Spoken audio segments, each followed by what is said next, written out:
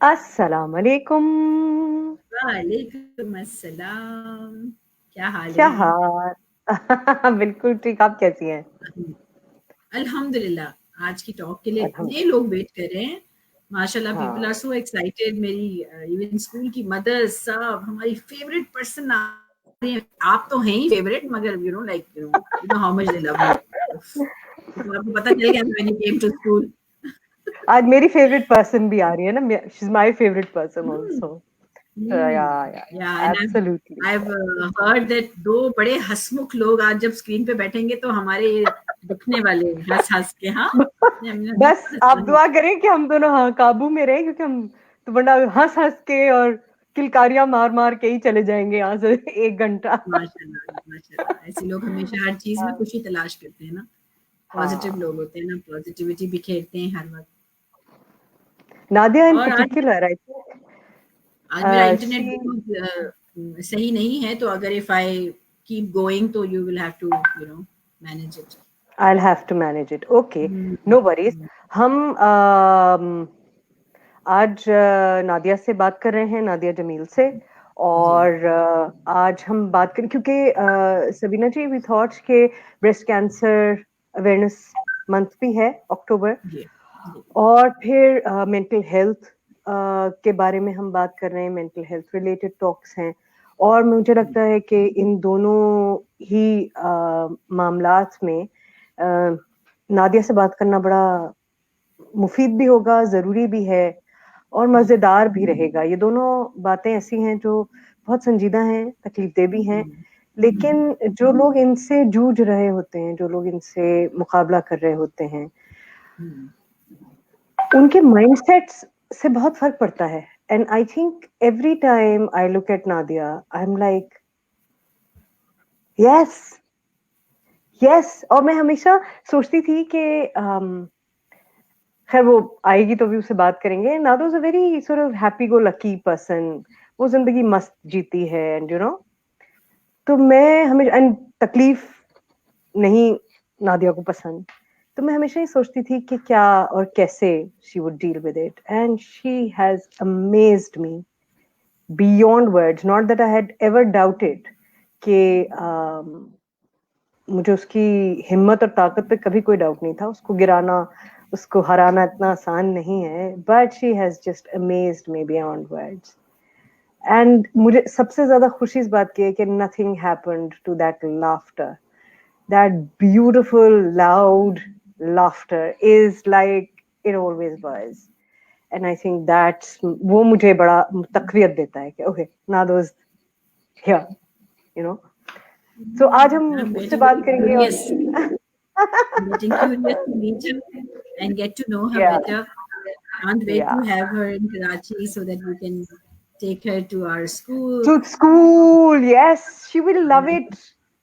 And the even the kids will mothers. love her. The kids will love her. वो इतनी मस्त है, and क्योंकि इतना सारा उसने बच्चों के साथ काम किया है, और बच्चे तो एक तरफ, उसको कंट्रोल करना मुश्किल हो जाता है, वो इतना मस्त है and fun Sounds loving familiar. And Sounds familiar, Sania.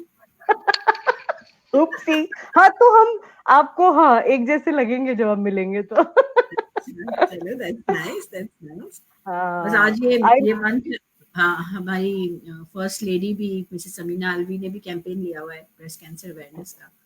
सो वो भी काफ़ी उनकी अवेयरनेस के कैंपेन्स चल रहे हैं। एंड कल हमारी स्कूल में भी उनकी अवेयरनेस की टीम आएगी पूरी। तो अल्हम्दुलिल्लाह, I mean like people are speaking about it now. पहले तो लोग इसके बारे में बात नहीं करते थे, छुपा देते थे। एंड आई इधर मैं ये भी जिक्र ज़रूर करना चाहूँगी कि मेरी अम्मी भी is a survivor of breast cancer. और उनको बहुत रिसेंटली हुआ है, तो she is also quite aged and has been suffering from other limitations of health also. लेकिन उनकी भी पॉजिटिविटी ने हम सबको, हम बच्चों को लिटरली, हम एक्सपेक्ट कर रहे थे नेचुरली वो इतनी कमज़ोर हैं ऑलरेडी, और कि शायद वो टूट जाएंगी, लेकिन वो हमें ताकत देती थी हमेशा। और जब हॉस्पिटल जा रही थी सर्जरी के लिए, तो हम सबको बोल के गई थी कि क्यों रो रहे हो, मैं वापस आ रही हूँ भाई मैं कहीं नहीं जा रही, मैं कहीं हाँ, नहीं जा रही। बिल्कुल So I would बिल्कुल। want to dedicate today's talk में मेरी अम्मी आई लव यू अम्मी, हमेशा ऐसे ही रहें आप, हमारे लिए बहुत बड़ी एक पिलर हैं, हम आपको देखकर चलते हैं। तो आज की ये टॉक, कल की टॉक डॉक्टर अज़मीना आएंगी कल, तो ये आपके लिए है अम्मी, आई होप आप देख रही हैं। So just that you know, अपने सामने उनको हमने डिटोरिएट होते हुए देखा है, बहुत तकलीफ दे चीज़ है। अगर कोई हंस के मुस्कुरा के उसको झेल रहा है तो इसका मतलब ये नहीं है कि वो तकलीफ दे नहीं है। हम्म, हम्म, तो बिल्कुल इट्स वेरी बिल्कुल, और इसके इमोशनली, बारे में भी बात करेंगे, बिल्कुल। सिर्फ फिजिकली नहीं, उसका हम्म, जो टॉल आता है, फिर इर्द गिर्द फैमिली मेंबर्स, फिर सपोर्टिव एनवायरनमेंट हमारे मुल्क में नहीं है, हमको अपना सपोर्टिव एनवायरनमेंट खुद बनाना पड़ता है। सही। तो आई एम सो हैप्पी के पावरफुल पीपल लाइक नादिया, जो कि जिनको लोग जानते हैं, वो जब सामने आते हैं तो बहुत ताकत मिलती है मेरी अम्मी जैसे लोगों को। क्योंकि मेरी अम्मी बहुत घबराएंगी आगे आते हुए, लेकिन जब वो ये सुनेंगी तो उनको बहुत ताकत मिलेगी इस चीज़ से। हमारे लिए तो वो पिलर है फॉर द होल फैमिली माशाल्लाह। लेकिन इस तरह आके सामने बात करने के लिए बहुत ताकत चाहिए, बहुत ताकत बिल्कुल चाहिए। दैट्स हम ले आते हैं नादिया को। बिल्कुल, लाइए जी, नादिया को लाइए। अस्सलाम वालेकुम। वालेकुम अस्सलाम। Thank you so much Nadia. Are you बस आपकी बातें आपने अभी तो पहले ही मुझे आपने वाटर वर्क शुरू करा दिया। सबसे पहले तो बहुत बड़ा अस्सलाम वालेकुम और बहुत बड़ा सलूट आपकी अम्मी को। अस्सलाम वालेकुम जी। और ये आपके लिए ही प्रोग्राम हो रहा है आज, मैं बहुत ऑनर्ड हूँ कि I am a part of it. तो लॉट्स ऑफ लव टू अम्मी जी। Jazakallah. And thank you so much for taking out time as well as coming with all this emotion and so much openness, और इतनी purity और इतनी transparency और इतनी ताकत। I mean, कितने लोग ऐसे हैं जो सिर्फ खामोशी से सुनकर ताकत लेंगे इस चीज से। बहुत बड़ा दिल चाहिए, बहुत बड़ी ताकत चाहिए to share. I don't want to, मैं नहीं चाहती कि किसी भी हमारे टॉक के किसी भी हिस्से में आपकी कोई भी पेन स्क्रैप हो। So talking about it again and again, आपको तकलीफ तो नहीं हो रही होगी नादिया? नहीं नहीं नहीं नहीं नहीं जी। मैं बहुत ढीठ इंसान हूँ जैसे कि सानिया मैं बहुत ढीठ हड्डी।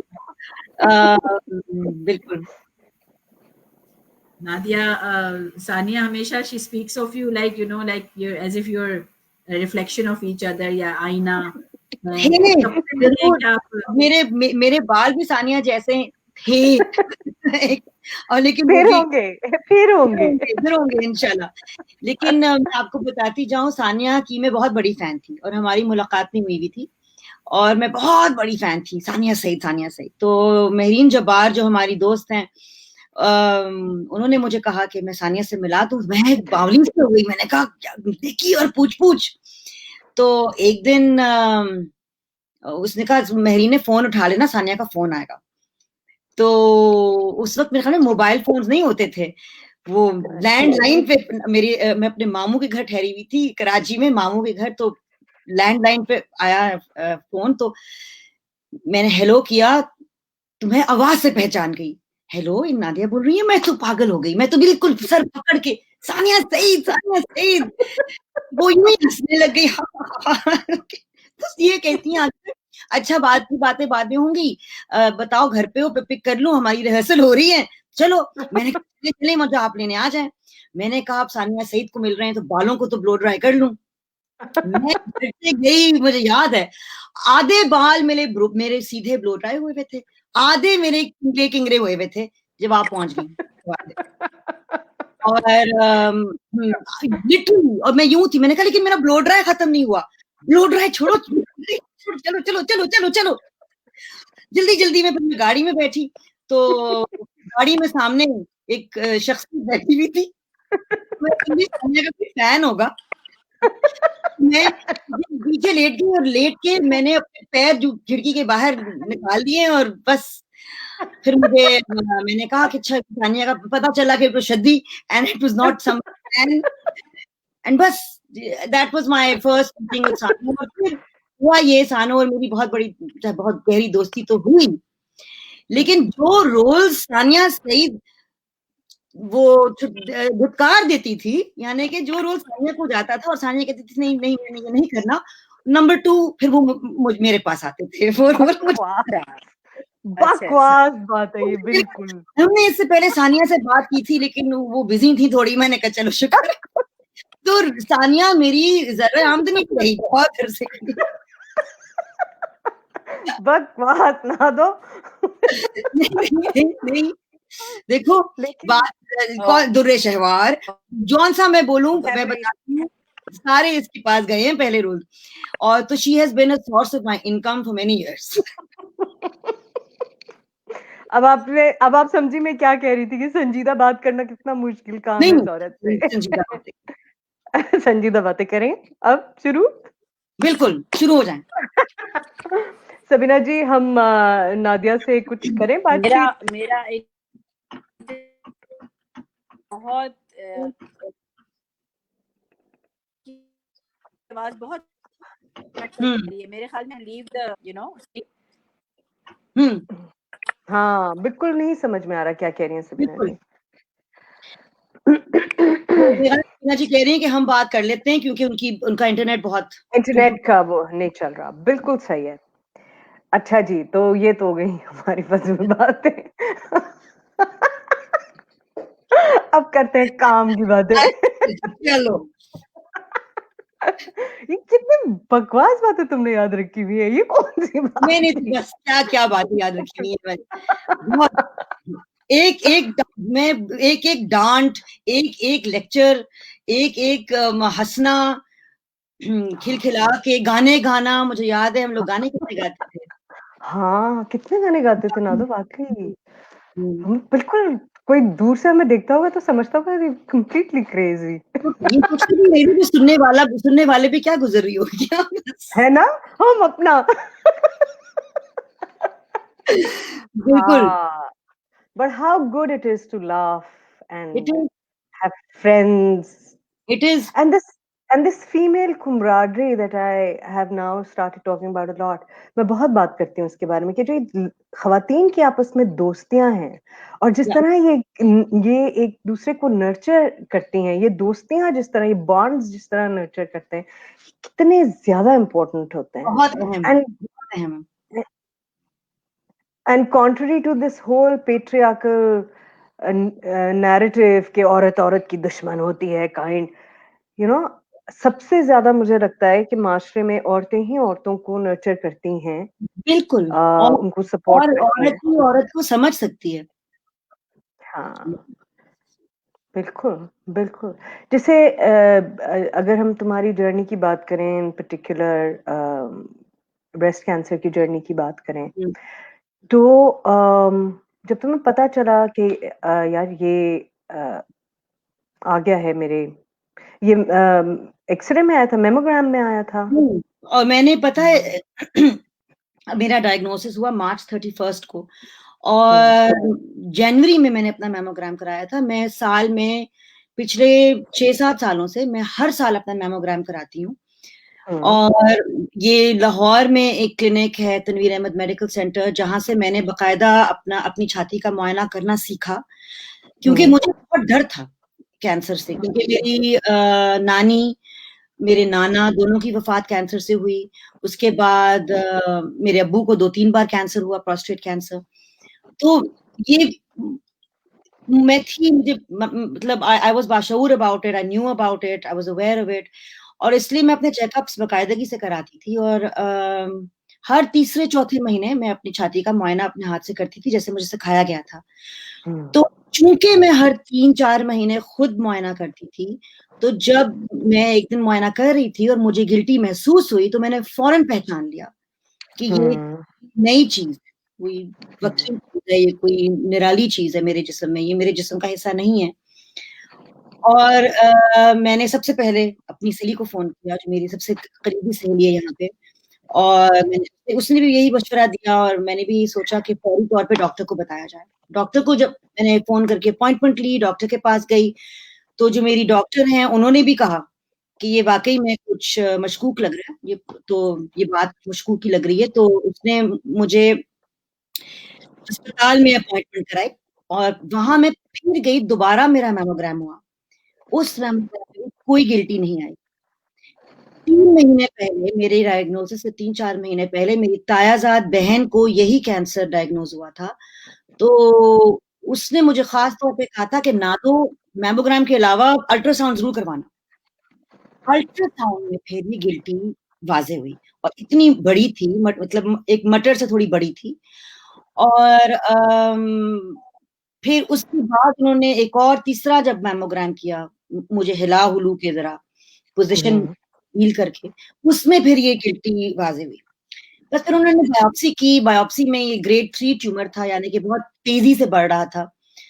और ये एक ऐसी चीज है जो, जैसे मेरी कजन ने अपना मुझे बताया कि उसके जिस्म में 8-9 महीने से बढ़ रहा था और कुछ पता नहीं था, क्योंकि ना बुखार होता है, ना कोई इंसान को थकन महसूस होती है, कोई सिम्टम्स नहीं होते।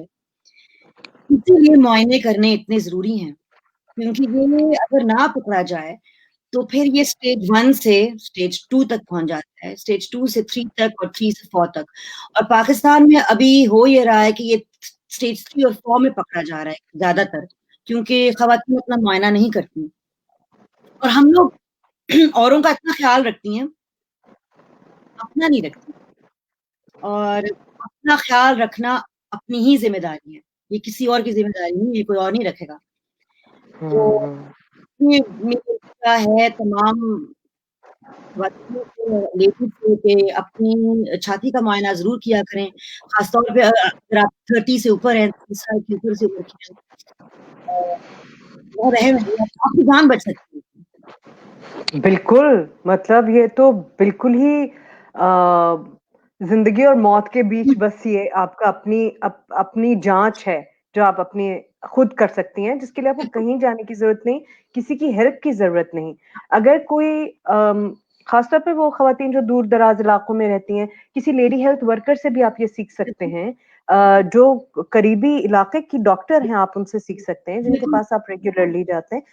और YouTube पे इसके बहुत सारे वीडियोस हैं। हम इतना YouTube और पता नहीं क्या-क्या इस्तेमाल करते हैं, हम उसपे सही चीजें नहीं ख्याल भी नहीं आता कि ये YouTube से भी सीखा जा सकता है। बिल्कुल। इसके अलावा नादिया एक चीज और जो बहुत इम्पोर्टेंट है, मैं चाहूंगी तुम उसके बारे में जरूर बात करो, वो है खवातीन का अपने जिस्म से एक लाताल्लुकी का जो हम रवैया है खवातीन का, शर्म और हया के उसमें उनको इसी तरह पाला पोसा जाता है, उनकी परवरिश तरबियत का हिस्सा है। अपने आप को मत देखो, अपने आप को हाथ मत लगाओ, जैसे वो जिस्म मेरा नहीं है किसी और का है, और जैसे मेरे आज़ा नहीं है, बिल्कुल जैसे बाजू है वैसे ही ब्रेस्ट भी है ना, छाती को छाती मत कहो, सीने का कैंसर एक अलग तरह का कैंसर है, छाती का कैंसर एक अलग कैंसर है। तो ये जो एलियनेशन है इसमें, क्योंकि तुमने इतने सारे पेशेंट्स और भी देखे, तुम्हारे फैमिली में भी रहे, तुम्हारा क्या एक्सपीरियंस है कि ये खवातीन का जो ये प्रॉब्लम है कि अपने आप से ला ताल्लुकी एक तरह के, समझ में ही नहीं आ रहा ये हो रहा है हमको। ये हमें शुरू से बचपन से मुआशरे में एक हमारे दिमाग में एक चीज डाल दी गई है, और एक तो हमारे जिस्मों को इतना सेक्सुअलाइज कर दिया गया है कि हम ब्रेस्ट कैंसर का नाम तक नहीं ले सकते। और जैसे कि आपने कहा, मेरी छाती वैसे ही मेरा हिस्सा है, जैसे कि मेरे बाजू हैं, मेरी लातें हैं, मेरे कान हैं। और इनसे इंटरेस्टिंग चीज ये है कि अभी मेरी 2 हफ्ते में मेरा टेस्ट रिजल्ट आ जाएगा और मुझे पता चल जाएगा कि डॉक्टर्स मेरी छाती ये उतारना चाहते हैं कि नहीं, मतलब डबल मेसेक्टमी के जरिए मेरे दोनों ब्रेस्ट को उतार दिया जाएगा अगर डॉक्टर समझते हैं कि कैंसर इनमें दोबारा आ सकता है। और मैंने सोचा कि पहले मेरे बाल गए, अब हो सकता है मेरी छाती भी जाए, तो क्या मैं औरत नहीं होंगी?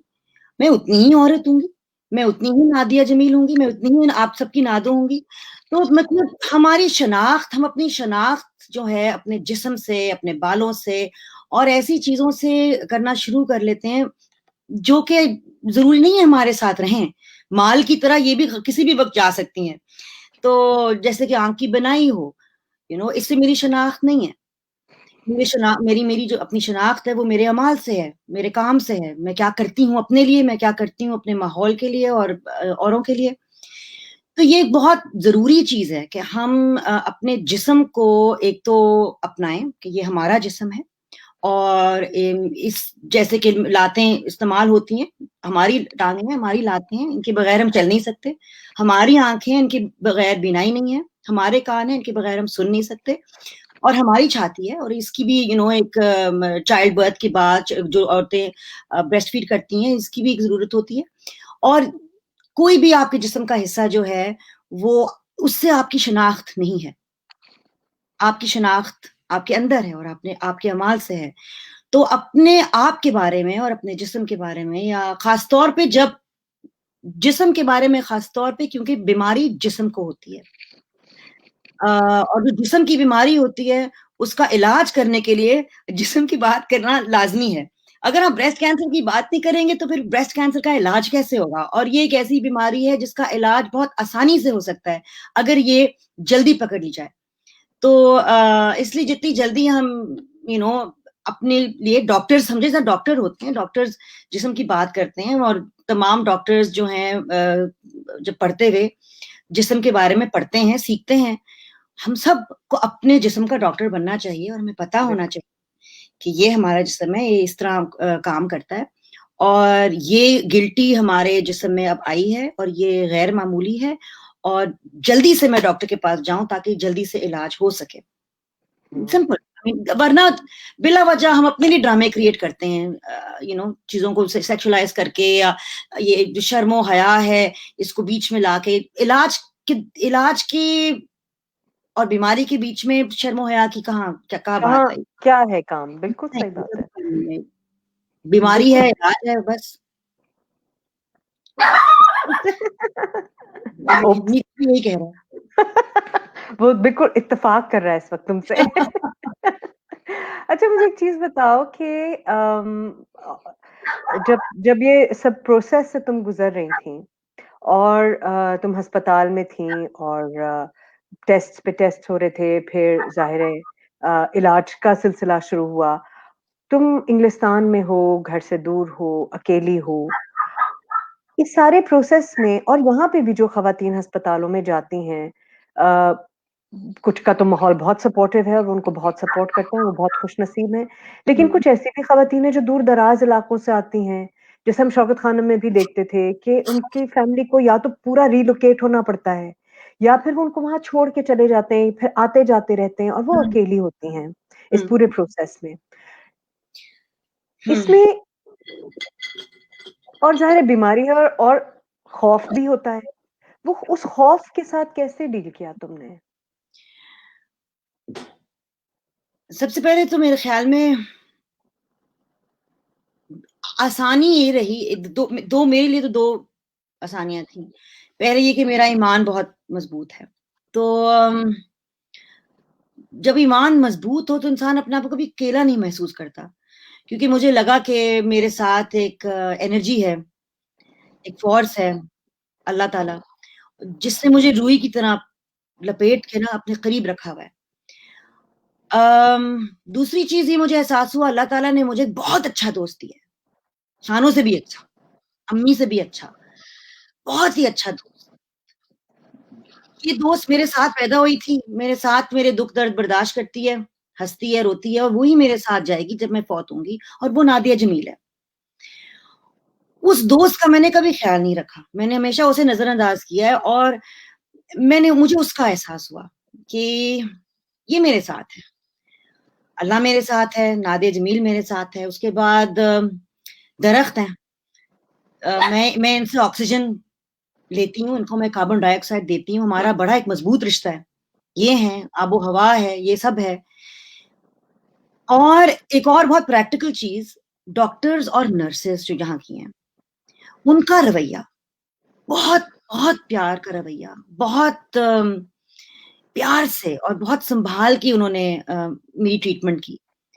और मेरे ख्याल में ये बहुत ज़रूरी है कि हम ट्रेनिंग दें अपने डॉक्टर्स को, अपनी नर्सेस को, कि मरीज़ को किस तरह बताया जाए कि आपको कैंसर है, और ताकि मरीज़ को ट्रीटमेंट देने वाले से भी हौसला बहुत मिलता है। और उसके बाद मुझे कभी अपने आप को अकेला नहीं मैंने महसूस किया। मुझे ये था कि मेरे लिए बहुत जरूरी था कि मैं किसी और से तवक्को ना रखूं, क्योंकि मुझे पता था अगर मैं किसी और से तवक्को रखूंगी और वो इंसान नहीं आएगा तो मैं मजीद डिप्रेशन का इलाज हो जाऊंगी और मुझे लगेगा कि इसने मेरा साथ नहीं दिया, फलां ने मेरा साथ नहीं दिया, देखो वो मेरी बहन है उसने मुझे फोन नहीं किया। और ये जो पूरा ड्रामा है ये मैं बना लूंगी औरों के बारे में, हालांकि ये जंग मेरी है, मेरी जिस्म की जंग है, मैं फौजी हूं इसमें, मेरा जिस्म इस बीमारी से लड़ रहा है। और मैं एज अ फौजी मैंने अपने अपने आप को और अपने डिफेंस सिस्टम को मजबूत बनाना है। इसलिए मैं हमेशा कहती हूँ कि बीमार कभी बेचारा नहीं होता, क्योंकि बीमार जो है वो एक उसका जिस्म या बैक्टीरिया से या बुरी सेल से किसी चीज से जंग में लड़ है, रहा होता है। हाँ। फौजी है, एक बीमार इंसान फौजी है। तो फौजी को आप कभी आप हमेशा हौसला बेचारा दें, नहीं। आप बेचारा नहीं कहोगे कभी फौजी को, आप हमेशा फौजी को हौसला देते हो।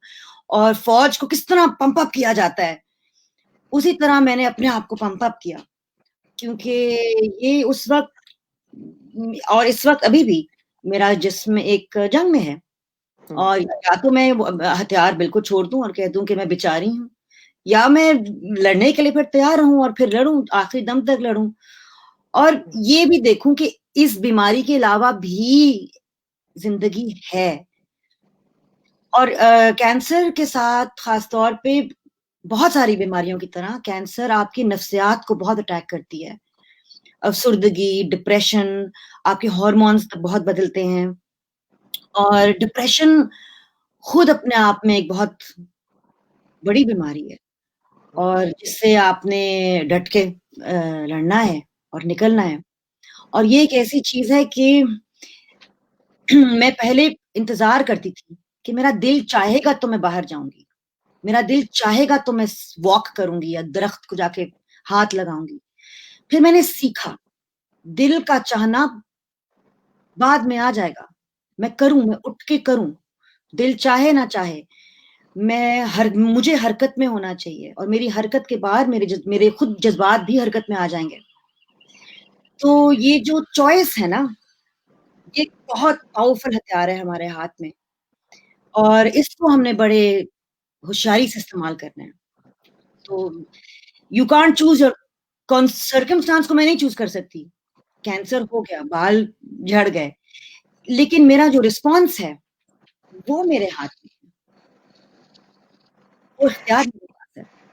हाँ ना, तुम्हारे मेरे जैसे जो लोग होते हैं जो दिल के चाहने के बड़े गुलाम होते हैं, हमारा दिल चाहे हम ये करना चाहेंगे तो हम करेंगे और हम अपनी जिंदगी भी ऐसे ही गुजार देते हैं। मैं नहीं करना चाहती, मैंने नहीं किया, ये मेरा नहीं दिल चाह रहा, मैंने नहीं किया। बिल्कुल।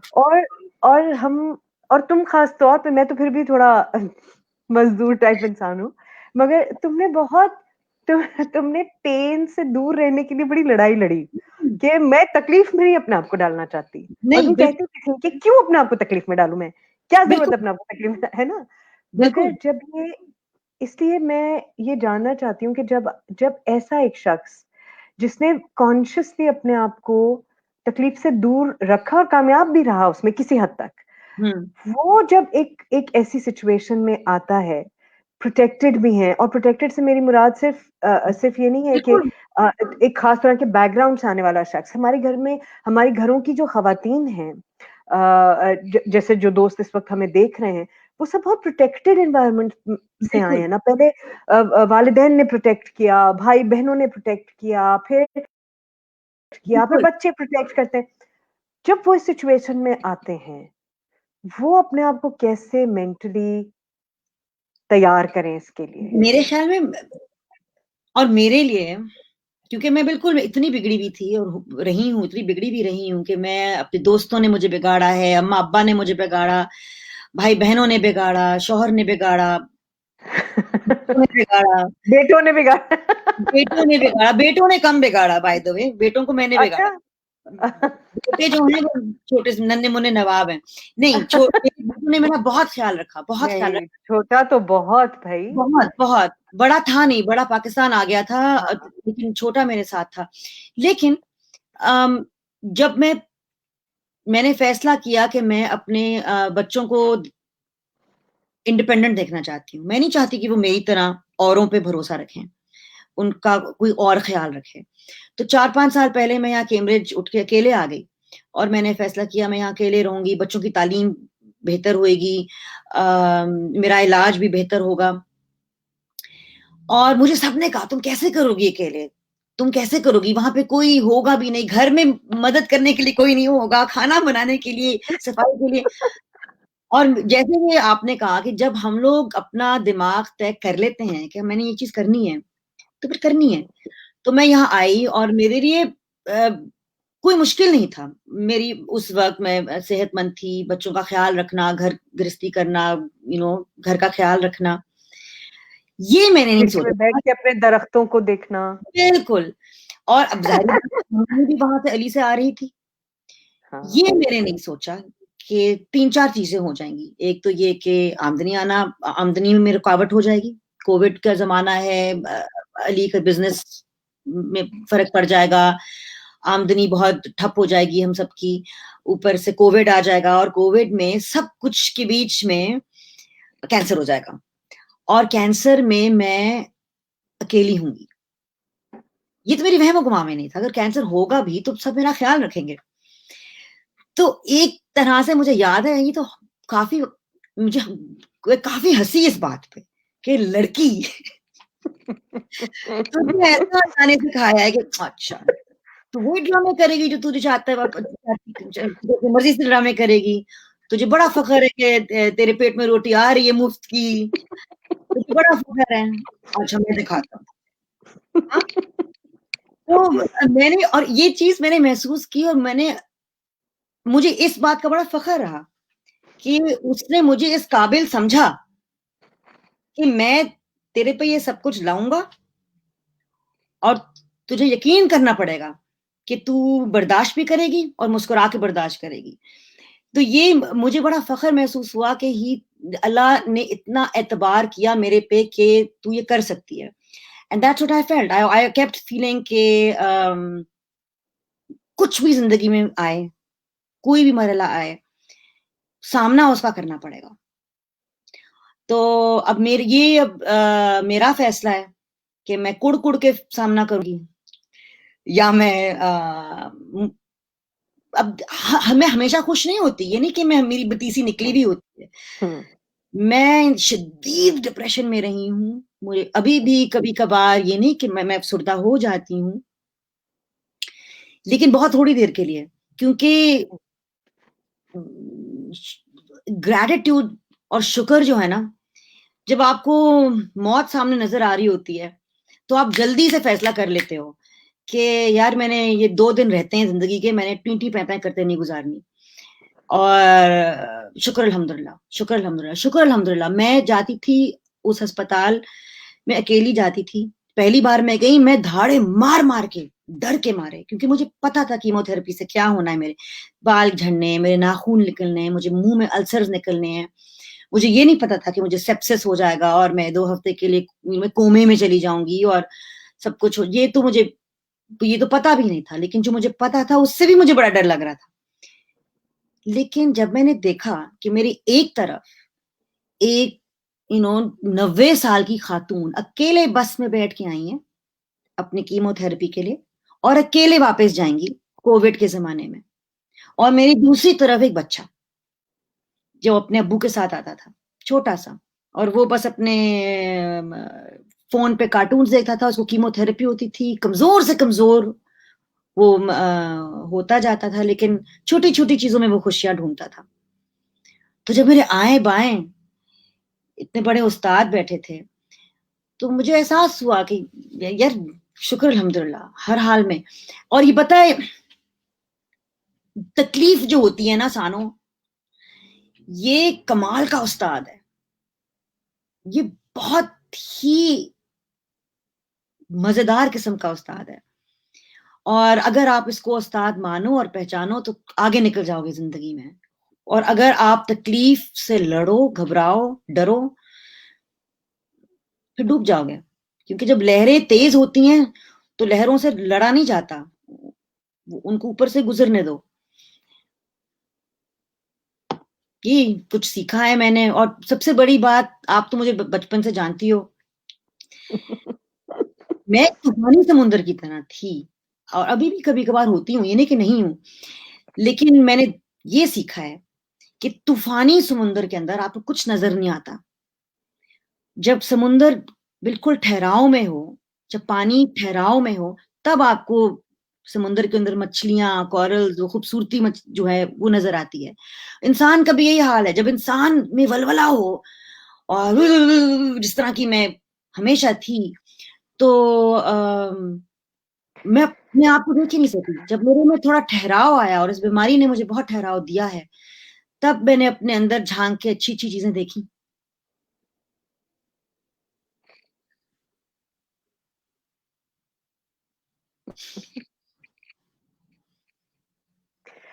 एक चीज मुझे बताओ कि सॉरी, अनइंटेंशनल,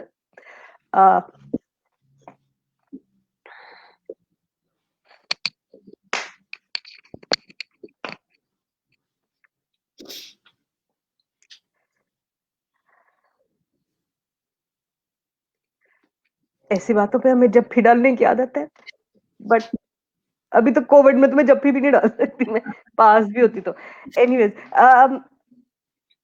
इंसानों मास्क पहन के डाल सकते हैं। हाँ, मास्क पहन के जप्फी, हाँ, ये क्या बात है, जप्फी इज अ मस्ट। बात ये तो हाँ, जप्फी इज अ मस्ट। अच्छा, ये मुझे बताओ कि इस सारे में मैं इसको जरा बड़े पर्सपेक्टिव में देखना चाहती हूँ कि एक तो चीज है, तुमने ईमान का बहुत जिक्र किया, एक तुमने ग्रेटिट्यूड का जिक्र किया, एक जो बहुत इम्पोर्टेंट बात है वो है इस सारे मामले को समझ पाना, वो इल्म या वो अंडरस्टैंडिंग, या जब डॉक्टर आपसे कुछ कह रहा होता है, अ, वो बात आप कितना कितना समझ पा रहे हैं।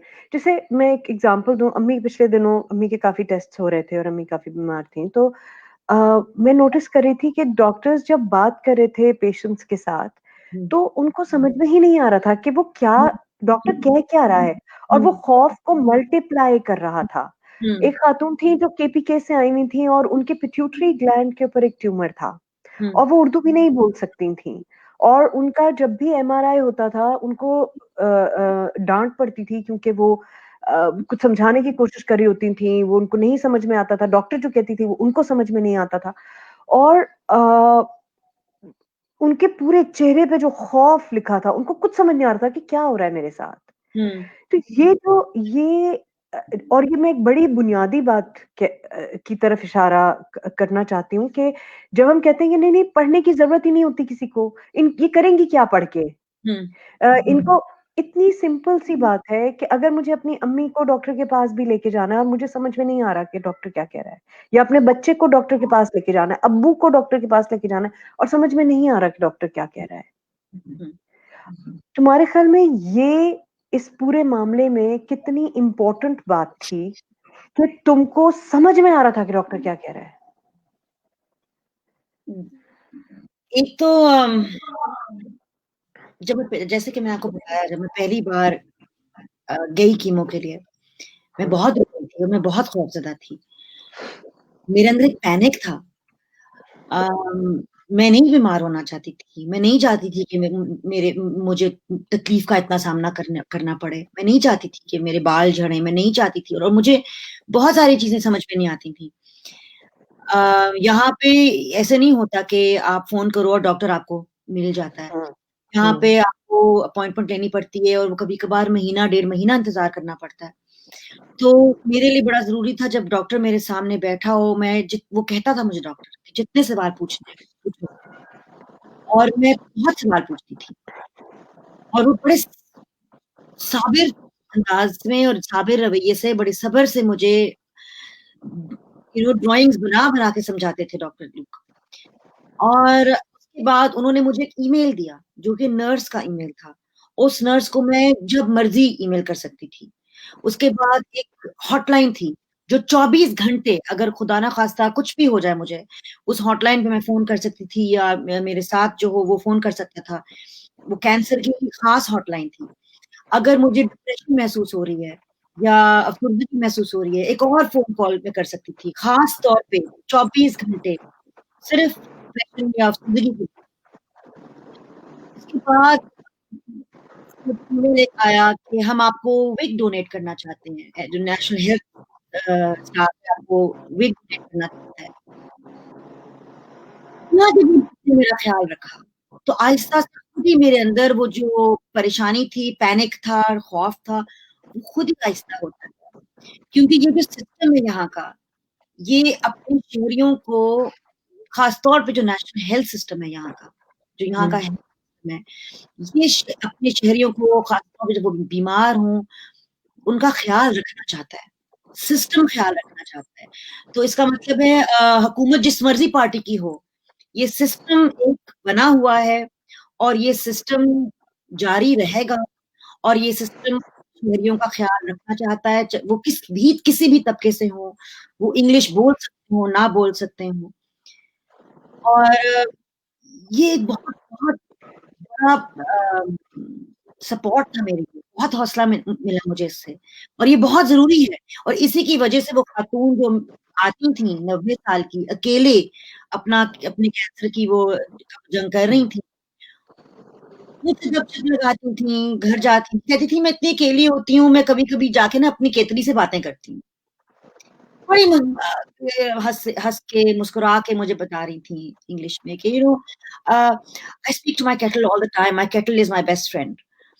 और मेरी केटल बहुत अच्छी दोस्त है मेरी, क्योंकि मेरी बहन जो है वो आती है, नहीं आती, मेरा बेटा जो है कभी फ़ोन करता है, नहीं करता, लेकिन मेरी जो केतली है, मेरी केतली स्टेनलेस स्टील की है, वो ना टूट सकती है, वो ना कहीं भाग सकती है, तो मैं उससे बातें करती हूँ। और ये एक खातून इतना उनको हौसला मिल रहा था, उनको पता था कि नेशनल हेल्थ पे मेरा ख़्याल रखेगा, मेरा इलाज हो रहा है, मैं जाके घर जाके केतली से बात कर सकती हूँ। मैं चाहती हूँ कि इंशाल्लाह पाकिस्तान में हम एक ऐसा सिस्टम बनाएँ कि जो भी हुकूमत में हो, उसके बावजूद एक सिस्टम बने, जो जारी रहे। इंसान ज़रूरी जिसकी नहीं है, ज़रूरी है। हाँ, जिसकी प्रायोरिटी हो अपने लोगों का ख़्याल रखना, जिसकी बिल्कुल, प्रायोरिटी हो उसके अफ़राद, उसके बिल्कुल, लोग उसकी प्रायोरिटी हों। बिल्कुल और ये याद रखें मैं जितनी भी इलाज की बात कर रही हूँ, ऑपरेशन से लेके कीमोथेरेपी से लेके, रेडिएशन से लेके, नफ्सियाती सपोर्ट से लेके विग तक, ये सब मुफ़्त था। ₹1 नहीं मैंने खर्चा। यहाँ तक कि वो मुझसे कहते थे हम आपको पिक कर लें, ड्रॉप कर लें, आपके पास गाड़ी नहीं है, आपको मिर्गी है, तो हर चीज़ मुफ़्त थी। मतलब it's amazing, really It's when amazing. people are important, when या people are important to your government. या Yeah. या अच्छा एक चीज़ एक एपिसोड आया बहुत बुरा जब तुमने खुदकुशी की भी कोशिश की और तुम बहुत डिप्रेशन में चली गई थी और उस वक़्त भी तुम अकेली थी। और ये बहुत सारे लोगों के साथ होता है कि आपको सुसाइडल थॉट्स आते हैं। आपको उस वक़्त वो क्या पॉइंट था और फिर तुमने उसके साथ कैसे डील किया और किसकी तरफ से ये मदद तुम्हें मिली और बिकॉज़ यहाँ सिर्फ़ कैंसर की बात नहीं है, यहाँ पे बहुत सारे लोगों को ख़ास तौर पे ख़वातीन के पास बात करने के लिए, मामलात को समझने के लिए कोई नहीं है। मैं इजाज़त माँगूँगी, मैं अपना चार्जर उठा लूँ? ज़रूर, ज़रूर उठाइए, ज़रूर उठा लीजिए। अभी सॉरी मेरे को ये ये जो हम बात कर रहे थे कि हम आधे दीवाने लोग हैं, ये है, उसका नमूना आपके सामने। सॉरी ऐसे ऐसे पॉइंट पे ये बात आया कि बात भी के हाँ, अच्छा बिल्कुल अब सही है। मैं बताती हाँ, हूँ। हाँ। मुझे डालूँ तो टिंग बिल्कुल। हाँ। गुड, अब चलिए। अच्छा अब इस सवाल को निपटाऊँ मैं। जब मेरा डायग्नोसिस हुआ मैं बहुत बहुत एनर्जी थी मेरे में, मैं बहुत पॉजिटिव थी। और उस वक़्त मेरी जो बिल्कुल सबसे करीबी सहेली हैं वो मेरे साथ थी। सर्जरी के साथ भी वो मेरे साथ थी। सर्जरी के बाद जब मेरे लिवर स्कैन्स हुए, दिमाग के स्कैन्स हुए, क्योंकि मेरे दिमाग में छोटा-सा ट्यूमर है तो वो क्लियर करना चाहते थे। वो तमाम मरहलों में वो मेरे साथ थी। और वो एक सुई मेरे ऊपर लटकी होती थी कि सर्जरी होएगी, नहीं होएगी, क्योंकि कोविड के वक़्त था, उन्होंने कहा था शायद 6 महीने तक सर्जरी ना हो और ट्यूमर बहुत जल्दी से बढ़ रहा था। तो मैं बहुत टेंस थी। फिर सर्जरी हुई, शुक्र अल्हम्दुलिल्लाह, फिर लिम्फ नोड्स निकाले गए, उनमें कैंसर फैला है, नहीं फैला। इंतज़ार, शुक्र अल्हम्दुलिल्लाह नहीं फैला। लिवर में शैडो नज़र आया है, अच्छा उफ़! अब लिवर में तो नहीं फैल गया, इंतज़ार। दिमाग में अब चेक करना है, शुक्र अल्हम्दुलिल्लाह वो पास होता गया सब कुछ, खैरियत थी।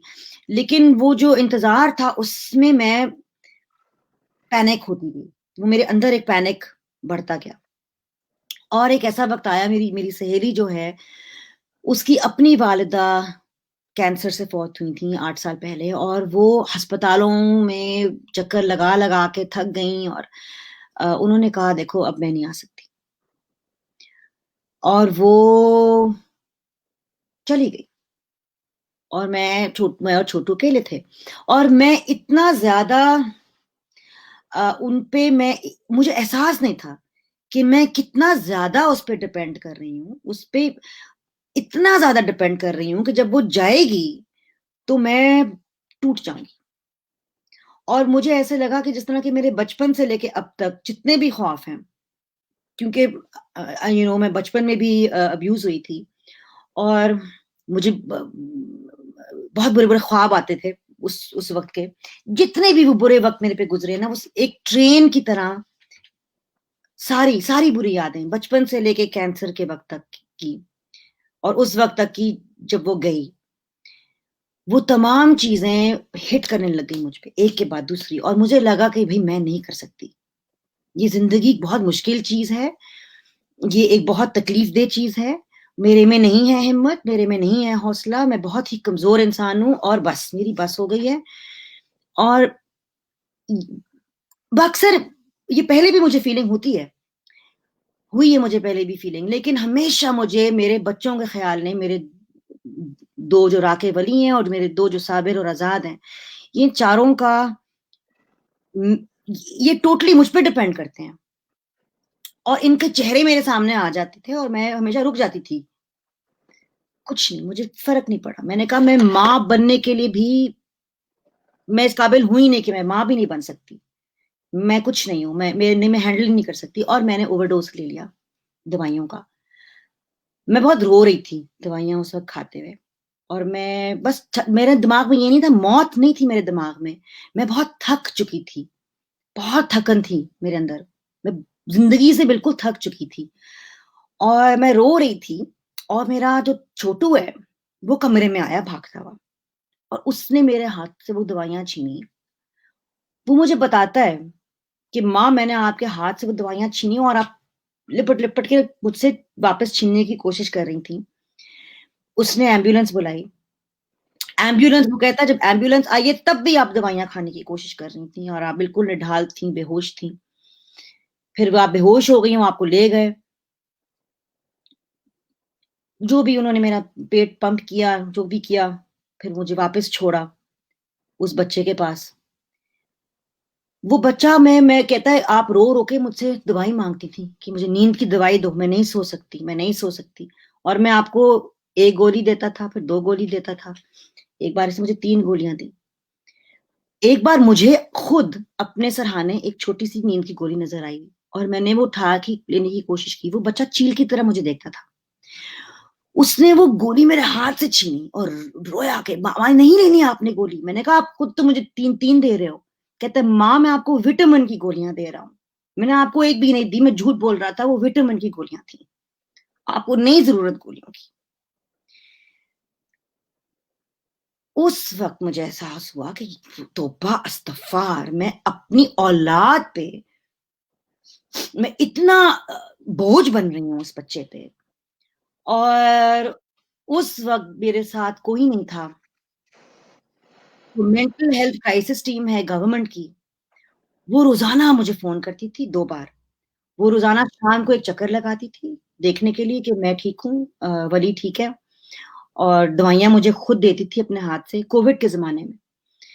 और उसके 2 दिन के बाद अम्मी आ गईं और 2 हफ्ते तक ये मेंटल हेल्थ क्राइसिस टीम मेरा ख्याल रखती रही। लेकिन अब मुझे पता है, ये नहीं कि मुझे दोबारा कभी अफ़सुर्दगी नहीं होएगी, डिप्रेशन नहीं होगी, कभी मैं ये नहीं समझूँगी कि मैं कमज़ोर हूँ। ये होगा, यकीनन ये होगा। लेकिन 2 चीज़ें हुई मुझे इस हादसे से। एक तो मुझे ये अलर्ट हो गया है कि मैं इस हद तक अपने आप को नहीं जाने दूँगी कि मैं ऐसा कदम दोबारा उठाऊँ। अपने नफ्सियात, जिस तरह इंसान अपने दिल पे नज़र रखता है ना, और छाती में तकलीफ होती है, बाजू में तकलीफ होती है, तो फ़ौरन कार्डियोलॉजिस्ट के पास जाता है कि खुदा ना ख़ास्ता हार्ट अटैक ना हो जाए। उसी तरह मैं अपने नफ्सियात पे नज़र रखती हूँ कि अब क्या मेरी हरकतें सही हैं? अगर सही नहीं है तो मैं फ़ौरी तौर पे किसी को फ़ोन करूँ और कहूँ कि I am not feeling well. और मैं जहाँ से मुझे सपोर्ट मिले मैं लूँ, और ये सपोर्ट है वो थेरेपिस्ट हैं, काउंसलर्स हैं, वो यहाँ पे सपोर्ट देते हैं। और उसके बाद मैंने मेरे ख़्याल में टूट के इबादत की, बहुत इबादत की, और मुझे इबादत में भी बहुत, बहुत, बहुत हौसला मिला। फिर इबादत के ज़रिए ही मुझे चीज़ें नज़र आने लगीं कि ये करो, अपने लिए ये करो। अपने अंदर ठहराव लाओ, अपने अंदर ठहराव लाओ। फिर मैंने ये चीज़ शुरू की जिसको कहते हैं किरण स्कूल में ज़रूर स्टार्ट करना, बड़े मज़े की चीज़ है। इसको कहते हैं चीगोंग, और ये टाओइज़्म से निकली है, टाई ची की तरह है। और इससे इंसान, क्योंकि मैं हमेशा बॉक्सिंग करती थी, मार्शल आर्ट्स करती थी, इस तरह की चीज़ों से मैं अपने अंदर इस तरह की एक्सरसाइज़ करती थी, लेकिन ये टोटली ऑपोज़िट किस्म की एक्सरसाइज़ है, क्योंकि ये एक ऐसी एक्सरसाइज़ है जिससे आपके अंदर ठहराव आता है। तो लेकिन ये देखो, बहुत लोगों ने मुझे, जब मैंने अपनी ये बात मैंने क्यों लिखी? मैंने एक तो चाहा कि मैं लोगों को दिखाऊँ और बताऊँ सच कि मैं इतनी मज़बूत नहीं हूँ, मैं 24 घंटे खुश नहीं रहती, मैं इतनी पॉज़िटिव नहीं हूँ, मैं भी हार मान सकती हूँ, मैं भी कमज़ोर हूँ, और मैं भी आपकी तरह हूँ। और बहुत सारे लोगों ने मुझे लिखा अपने डिप्रेशन के बारे में, और बहुत सारे लोगों को फिर मैंने मशवरा भी दिया है थेरेपिस्ट के पास जाने को या काउंसलर्स के पास जाने को, और कई बार सिर्फ ये कहा कि जो आपके इर्द-गिर्द बदज़ौकी हो रही है या टॉक्सिसिटी है या नेगेटिविटी है, उसकी तरफ ध्यान मत दो। जो अच्छी चीज़ें हैं, उनके ऊपर ध्यान दो। और ख़ास तौर पे जैसे कि आप हैं, मैं हूँ, हम लोग बहुत सारे ट्रॉमाटाइज़्ड बच्चों के साथ काम करते हैं। मैं बहुत सारे ऐसे बच्चों के साथ काम करती हूँ, जो बहुत बुरे हादसों से गुज़रे हैं। और कई कभार उन बच्चों की कहानियाँ मेरे अंदर बिल्कुल लिटरली मेरी मसल मेमोरी में ठहरी हुई थी। तो मैंने सीखा आहिस्ता-आहिस्ता। ये एक चीज़ है जो बहुत साल पहले आपने मेरी और आपकी ये बात भी हुई थी कि 2 किस्म के एक्टर्स होते हैं। एक वो है जो एक्टिंग करते हैं और वो है जो एक्चुअली उस चीज़ को महसूस करते हैं। और आपने मुझे कहा कि अगर मैं हर बार जाके उस चीज़ को, क्योंकि मैं तुमसे इतना ज़्यादा काम करती हूँ, तुम तो जब मर्ज़ी काम दिल चाहे महारानियों की तरह करती हो, आई वुड बर्न आउट, मैं तो बर्न आउट कर जाऊँ। And that is what I learned. I learned to separate जो चीज़ें मैं जो I learned to act, and I learned finally कि जो चीज़ें मेरे साथ हो रही हैं उनको मैंने अपना ख़्याल पहले रखना है। पहले ये सब टूल्स है ना, you have to learn to employ them. कोई ये डिसऑनेस्टी की बात नहीं है। It's not, you are not being dishonest with yourself, you are protecting yourself, and these are two different things, and you have to recognise them as different also, and they are extremely important. कोई और आपको protect नहीं करेगा, आप अपने आप को पहले प्रोटेक्ट करेंगे। और जानो हम अपने बच्चों को इतना कुछ सिखाते हैं, सब कुछ सिखाते हैं, हम अपने बच्चों को अपना ख्याल रखना नहीं सिखाते, नहीं नफसियाती तौर पे, जज्बाती तौर पे, चलो ये तो फिर भी मैंने अपने बच्चों को बड़ा सिखाया कि गुड टच, बैड टच, किसी को आपको हाथ नहीं लगाना चाहिए, कोई बुरी नजर से देखो भी तो मुझे आके बताओ, और अपना कराटे सिखाया, ये सिखाया वो, लेकिन नफसियाती तौर पे और इमोशनली अपना वो ख्याल कैसे रखें, ये मैं खुद भी नहीं कभी सीख पाई, तो मैं उनको किस तरह सिखाती। तो ये मैंने एक बात सीखी कि पहले मैं अपनी माँ हूं, फिर मैं उनकी माँ हूं। ये बात मैंने कैंसर के बाद और इस हादसे के बाद सीखी कि नहीं, मैं पहले अपनी माँ हूं, किसी से भी पहले मैं अपनी माँ हूं। और जो मेरे अंदर एक छोटी नादो है, जो डरती है, घबराती है, जो हार मानती है, वो मेरी सबसे प्यारी औलाद है, एंड मैंने ही उसका ख्याल रखना है, फिर मैं शायद किसी और का रख सकूं ना। मेरे स्टूडेंट्स हैं, मेरे साबिर है, मेरा आजाद है, जो भी है मेरी जिंदगी में, मैं फिर किसी और के ख्याल रखने के काबिल हूँ।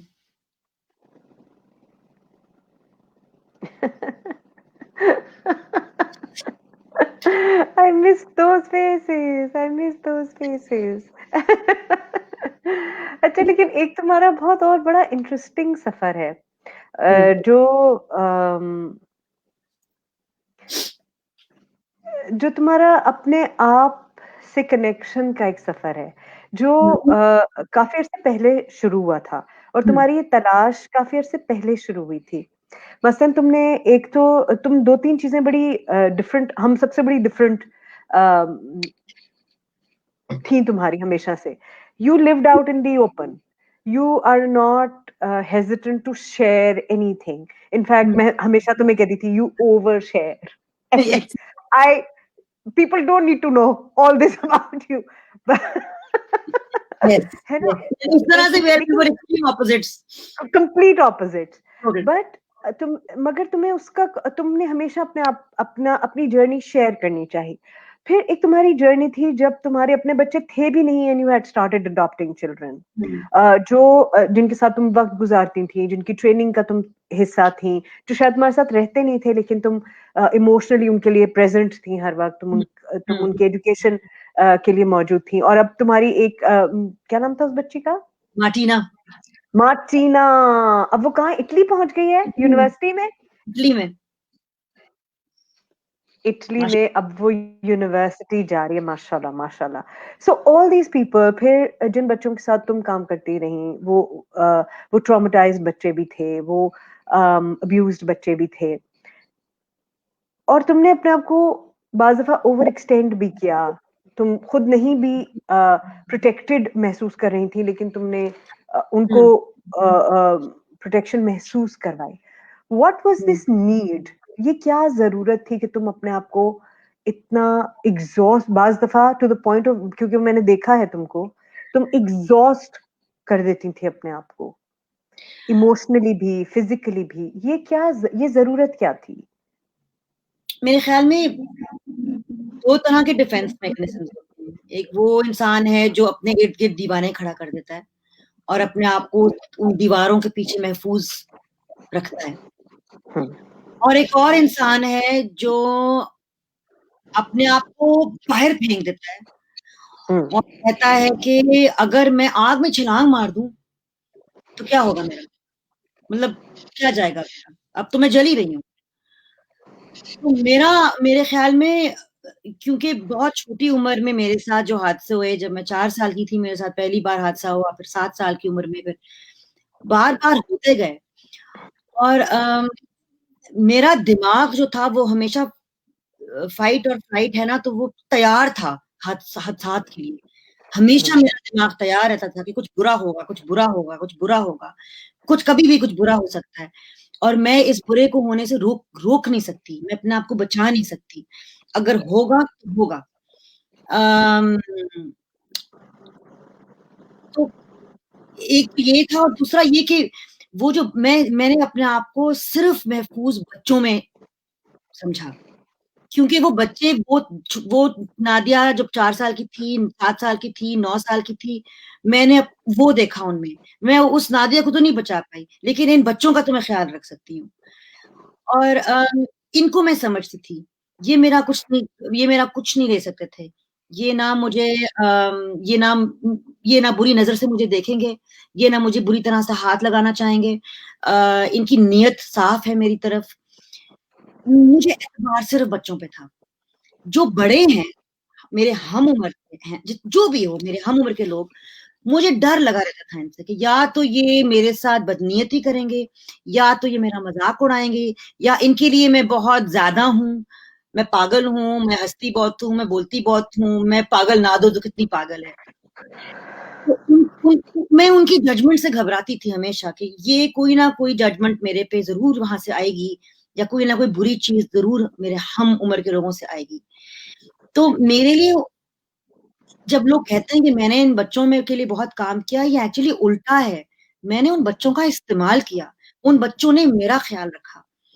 मेरा डर, मेरा खौफ गायब हो जाता था उन बच्चों के साथ। इसलिए मेरे लिए बड़ा आसान था कि मैं सुबह 8 बजे 9 बजे चली जाऊँ और रात के 1 बजे वापस आऊँ। उनके साथ मैं अक्सर बंक बेड्स में सो जाती थी, यतीमखाने में या पंजाब प्रोटेक्शन ब्यूरो में या जहाँ पे भी मैं थी। फिर मेरी नींद खुलती थी। मैंने अपने बच्चों को भी नेग्लेक्ट किया कभी-कभार, क्योंकि मैं ज़्यादा एट होम उन बच्चों के साथ फ़ील करती थी। और जब मैं यहाँ थी, वलायत में, और मुझे कैंसर हुआ कोविड में, मैं किसी चीज़ के पीछे नहीं छुप सकती थी। मैं उन बच्चों के पीछे भी नहीं छुप सकती थी। और इस तरह से अल्लाह ताला ने मुझे कहा कि नहीं, तुम उनका भी नहीं इस्तेमाल करोगी, वरना हो सकता है अगर मुझे कैंसर होता और मैं लाहौर में होती, मैं दिन-रात उन बच्चों में ही घूमी रहती, और कभी मेरे अंदर वो ठहराव ना आता जो शायद मेरे में थोड़ा बहुत आया है। तो मेरे ख़्याल में ये मेरा एक डिफेंस मैकेनिज़्म था। मैं उन बच्चों के पीछे, उन कामों के पीछे छुपती थी, क्योंकि मुझे रुक के अपने अंदर नहीं झाँकना पड़ता। अगर मैं 24 घंटे बस इन कामों में लगी हुई हूँ, लगी हुई हूँ, लगी हुई हूँ। तो मेरे अंदर कोई ठहराव नहीं है, कोई खामोशी नहीं है, क्योंकि जब ठहराव और खामोशी आती है तो फिर अपने आप का सामना करना पड़ता है, और जब अपने आप का सामना करना पड़ता है तो तभी मैं घबराती थी और डर लगता था मुझे। तो इसी का सामना मैंने किया आहिस्ता-आहिस्ता, और अभी भी कर रही हूँ। और जैसे कि मैंने कहा, ये अभी भी वक़्त आते हैं कि मैं अपने आप को अकेला भी महसूस करती हूँ, तो मैं अपने आप को याद कराती हूँ, तुम अकेली नहीं हो। तुम्हारे पास नादो है, तुम्हारे पास ये दरख्त हैं, तुम्हारे पास दोस्त हैं, तुम्हारे पास इतनी बड़ी सोशल मीडिया की फैमिली अब है, और तुम बहुत लोगों से ज़्यादा खुशकिस्मत हो, और शुक्र करो, शुक्र करो। अम, और मुझे ये होता है कि हम अपने आप को कभी-कभार कमज़ोर समझते हैं और हम बहुत छोटे से हो जाते हैं। ख़ास तौर पे जब हम बड़े-बड़े लोगों की कंपनी में हों और कोई हमें छोटा दिखाने, कोई नीचे दिखाने की कोशिश कर रहा हो, बिल्कुल मैं अंदर से छोटी-सी हो जाती थी, और ऊपर-ऊपर से मैं शायद बहुत कॉन्फिडेंट लगती थी, लेकिन अंदर से मैं बहुत डरी हुई इंसान थी। तो मेरे ख़्याल में ये मैंने ये बात पहचानी कि मैं डरपोक हूँ, मैं अभी भी डरी हुई हूँ, और ये ठीक है, और आहिस्ता-आहिस्ता ही ये डर मेरे में से आहिस्ता-आहिस्ता निकलेगा। मैं एक वर्क इन प्रोग्रेस हूँ, मैं कभी कामिल नहीं हो सकती, क्योंकि मौत तक मैं एक वर्क इन प्रोग्रेस ही रहूँगी। तो वो जो एक कैफ़ियत है कि मैं मुकम्मल नहीं हूँ, वो ठीक है, वो बिल्कुल ठीक है, वो नॉर्मल है।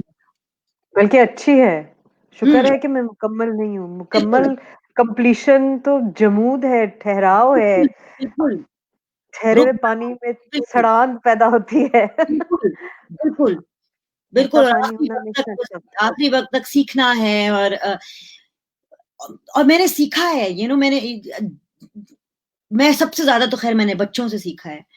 लेकिन मैंने हर चीज़ से सीखा है, मैंने दरख्तों से सीखा है, मैंने आबो-हवा से सीखा है, मैंने आसमान से, मैंने रोशनी से सीखा है, कैसे रोशनी चीज़ों को तब्दील करती है, सुबह, शाम को। मैंने इबादत से सीखा है, मैंने तकलीफ़ से सीखा है, मैंने बीमारी से सीखा है। तो जब ये फ़ैसला आप कर लो कि आप एक स्टूडेंट हो और हर चीज़ से आपने सीखना है, तो फिर अंधेरों में से भी आप आहिस्ता-आहिस्ता निकलते जाओगे। भावें बार-बार अंधेरों में जाओ भी, फिर आ जाओगे बाहर अंधेरे से, ठीक है। मैंने एक बात सीखी है, सूरज जो है ना सानो, सूरज 24 घंटे रोशन ही रहता है, हम हैं जो उससे रुख मोड़ लेते हैं, लेकिन हर सुबह हम दोबारा उसकी तरफ रुख कर लेते हैं ना। तो मुझे ये जैसे दरख्तों को पता है कि भाई खिजाब आ रही है, मेरे फल फूल सब झड़ रहे हैं, पत्ते झड़ रहे हैं, लेकिन उनको एतबार है कि बाहर आएगी। उसी तरह मेरे अंदर एक ये एतबार आ गया है कि अंधेरा आएगा, लेकिन उसके बाद रोशनी आएगी, because the globe will turn and I will turn to the sun again. ये लाजमी है, यही कुदरत है, यही कुदरत है। तुमने एक दफा मुझे बड़ी इंटरेस्टिंग कुछ चीजें बताई थी। तुम्हारी खिड़की के बाहर एक दरख्त है और तुम लेट के अपने सोफे पे उस दरख्त को देखती हो और तुमसे बातें भी करती हो, बिल्कुल। और तुम अक्सर दरख्तों का जिक्र करती हो। What do they mean to you? उफ, मैंने जब यहाँ आ रही थी तो मैंने अली से कहा कि, उसने कहा किस तरह की जगह पे हम घर ढूंढे। मैंने कहा मुझे कोई फर्क नहीं पड़ता। हम जब शिफ्ट हुए, मैं और मेरे 2 बेटे, हम 1.5 कमरे के फ्लैट में थे। 1.5 कमरे का फ्लैट, 1.5 कमरा वो कैसा बेडरूम मेरा था, एक बेडरूम मेरा था, एक डब्बा राके का था जिसमें सिर्फ एक सिंगल मैट्रेस फिट आता था बेचारे के, दरवाजा खुलता था उसके मैट्रेस पे। मेरे ख्याल में वो स्टोर रूम था जिसमें हमने उसको रखा। सबसे छोटे साइज के आदमी को स्टोर रूम में रखा था। नहीं, सबसे छोटे साइज का आदमी तो मेरे साथ 10 साल का था पहले। फिर मैंने सोफा बेड खरीद लिया और उसको मैं सोफे बेड पे फेंक दिया करती थी।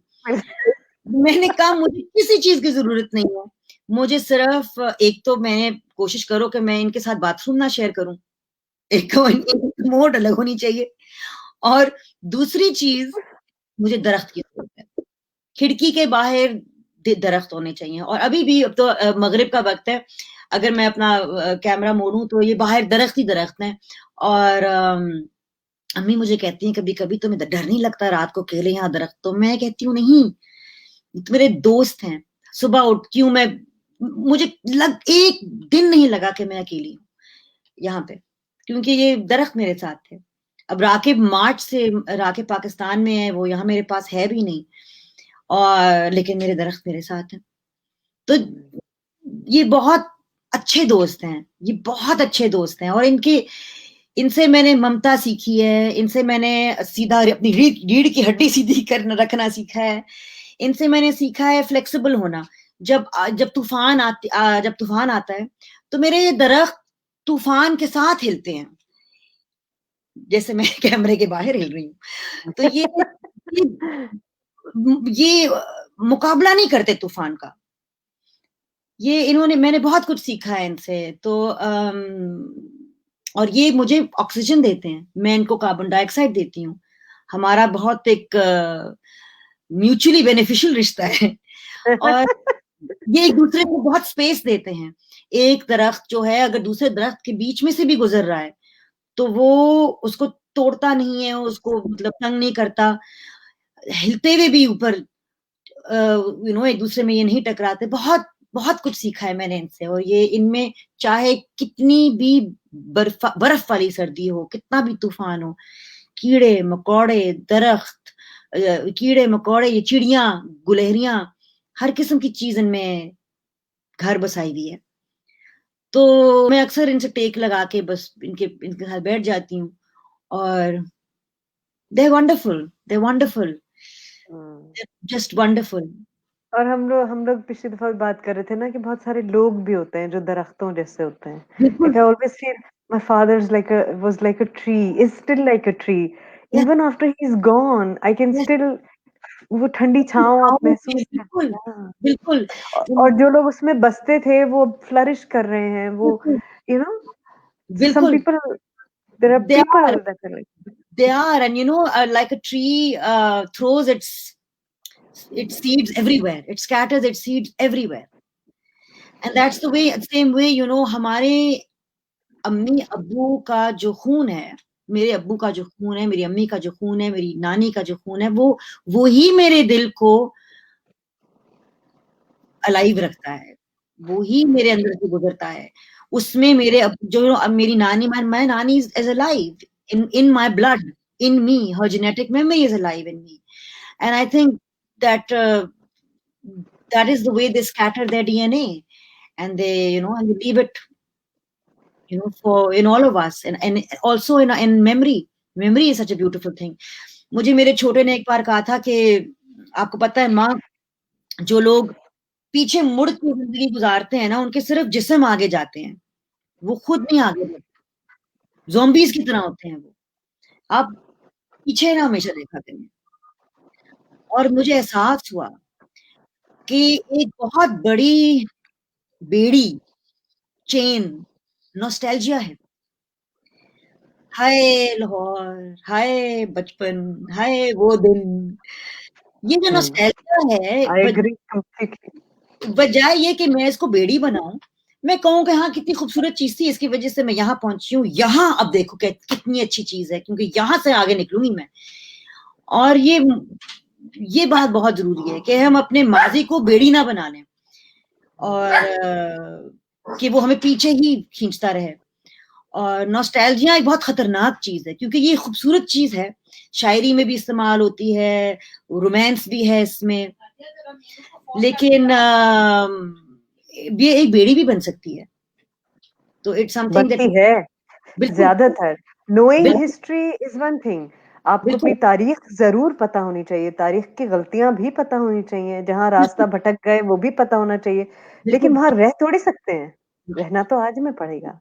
बिल्कुल। बिल्कुल बहुत सही। सारी एक बात मुझे कहती है कि मुझे वो छोड़ गया, उनका जो पार्टनर उनको छोड़ गया, या मंगनी टूट गई। और मैं हमेशा कहती हूँ, आप अपने आप को ना छोड़ो बीबी, दैट इज, जो गया सो गया। आप कहाँ हो, यहाँ हो मेरे साथ, इस वक्त हम बात कर रहे हैं, यहाँ वापस आओ अपने आप में। ये चीज मैंने भी अपने आप को बहुत समझाई और बहुत सीखा कि जब मेरी दोस्त गई और मैं टूटी, तो मुझे बहुत एहसास हुआ कि वो बहुत अच्छी दोस्त है। मैं क्यों ये देखूं कि मुझे बहुत सारे लोगों ने कहा कैंसर के वक्त वो चली गई, कैंसर के वक्त तो मैं उसने अकेला छोड़ दिया। मैं क्यों ये ना देखूं कि मेरी सर्जरी के वक्त वो मौजूद थी। जब मुझे कैंसर डायग्नोज हुआ तब वो लंदन से आती थी, मेरे साथ मौजूद थी, मेरे इतने बुरे वक्तों में वो मेरे साथ थी। अगर उस किसी की हद की इज्जत करो, ये हर एक की हद होती है, उसके आगे तवक्को रखना लालच है। तो मैं लालची क्यों बनूं? जो मुझे मिला, शुक्र अल्हम्दुलिल्लाह, मुझे बहुत मोहब्बत है, बहुत प्यार है अपनी दोस्त से अभी भी, और हम अभी भी बड़े खुशी प्यार से मिलते हैं। मैं क्यों, हम लोग लालची हो जाते हैं रिश्तों में, उससे भी हम नफसियाती तौर पे भी बीमार होने लग जाते हैं। एक चीज बताओ मुझे कि तुमने बहुत ओपनली बात की अबाउट सेक्सुअल अब्यूज, तुम्हारे लिए बहुत इम्पोर्टेंट मामला है, और तुम चाइल्ड प्रोटेक्शन के बारे में बहुत वोकल हो, तुम इसके बारे में बहुत ज्यादा बात करती हो। Being a mother of 2 sons, तुम्हें क्या लगता है, वो तुम्हारे एक्सपीरियंस कि तुम बहुत दफा बात कर चुकी हो, इसलिए मैं उसका जिक्र दोबारा नहीं करूंगी, लेकिन मैं ये जानना चाहती हूँ कि as a mother of 2 sons growing up, one is now 16, 4 sons, one is 4 sons actually, yeah, 4 sons, sorry, Rakesh is 18, 18, oh, are you kidding me? Oh. और वली इज 14 साल का, साबिर 15 साल का, आजाद 10 साल का। राइट। और ये अब now you are raising 4 sons, तुम्हें क्या लगता है कि अब एज अ मदर इन बच्चों की जो तुम तरबियत कर रही हो, तुम्हारी तरबियत में क्या फर्क होना चाहिए? तुम्हारी तरबियत में वो क्या चीजें हैं जिन पे तुम फोकस करना चाहती हो? देखो, लड़कियों पे तो हम करते ही है ना, उनकी तरबियत पे तो हम बहुत फोकस करते हैं, हम लड़कों की तरबियत में किस चीज पे फोकस करें? मैंने खैर शुरू में, देखो पेरेंट बड़ा मुश्किल काम है, पेरेंट होना बहुत मुश्किल काम है, और खासतौर पे आजकल, क्योंकि बच्चे इतनी जल्दी बाशऊर हो जाते हैं कि वो बहुत जल्दी इंडिपेंडेंस चाहते हैं, और बहुत जरूरी है कि हम ये अपने बच्चों की इज्जत करें और उनकी शऊर की इज्जत करें। ये चीज मैंने सीखी, क्योंकि ये चीज और इसको सीखने में मुझे वक्त लगा। जब इनकी जुबानें खुली जब इनका राय इनकी ओपिनियंस मेरे से मुख्तलिफ थी, खिलाफ राय हुई, ऑल ऑफ दैट जब हुआ, तब मैंने सीखा कि अच्छा मैंने रुकना है, ठहरना है, इनका सुनना है। एक तो ये, दूसरी चीज, मैंने कभी अपने बेटों को बचपन से लेके अब तक कभी बंदूक शंदूक नहीं दी, कभी भी नहीं। मैंने इनको कुदरत की बहुत, मतलब दरख्त, ऑब्वियसली दरख्तों से तो बेचारे भाग नहीं सकते थे, दरख्त हर जगह दरख्त, इनकी माँ एक बावली दरख्त खड़ी रहती थी, उनके साथ दोस्तों को पाना। तो नेचर वाज वेरी इंपॉर्टेंट, समुंदर, दरख्त, जानवरों से प्यार मोहब्बत करना। इससे जो मर्द है ना, जो पेट्रियार्की है, औरतों से तो वो जो छीनता है सो छीनता है, वो मर्द से हसास होने का हक छीन लेता है। और ये जो हक है, ये मैंने अपने बेटों को दिया कि तुम्हें हक है कि तुम रो जब तुम्हें तकलीफ हो, तुम्हें हक है कि तुम सेंसिटिव हो, तुम्हें हक है कि तुम हसास हो, तुम्हें हक है कि अगर तुम खाना पकाना चाहते हो तुम पकाओ। तो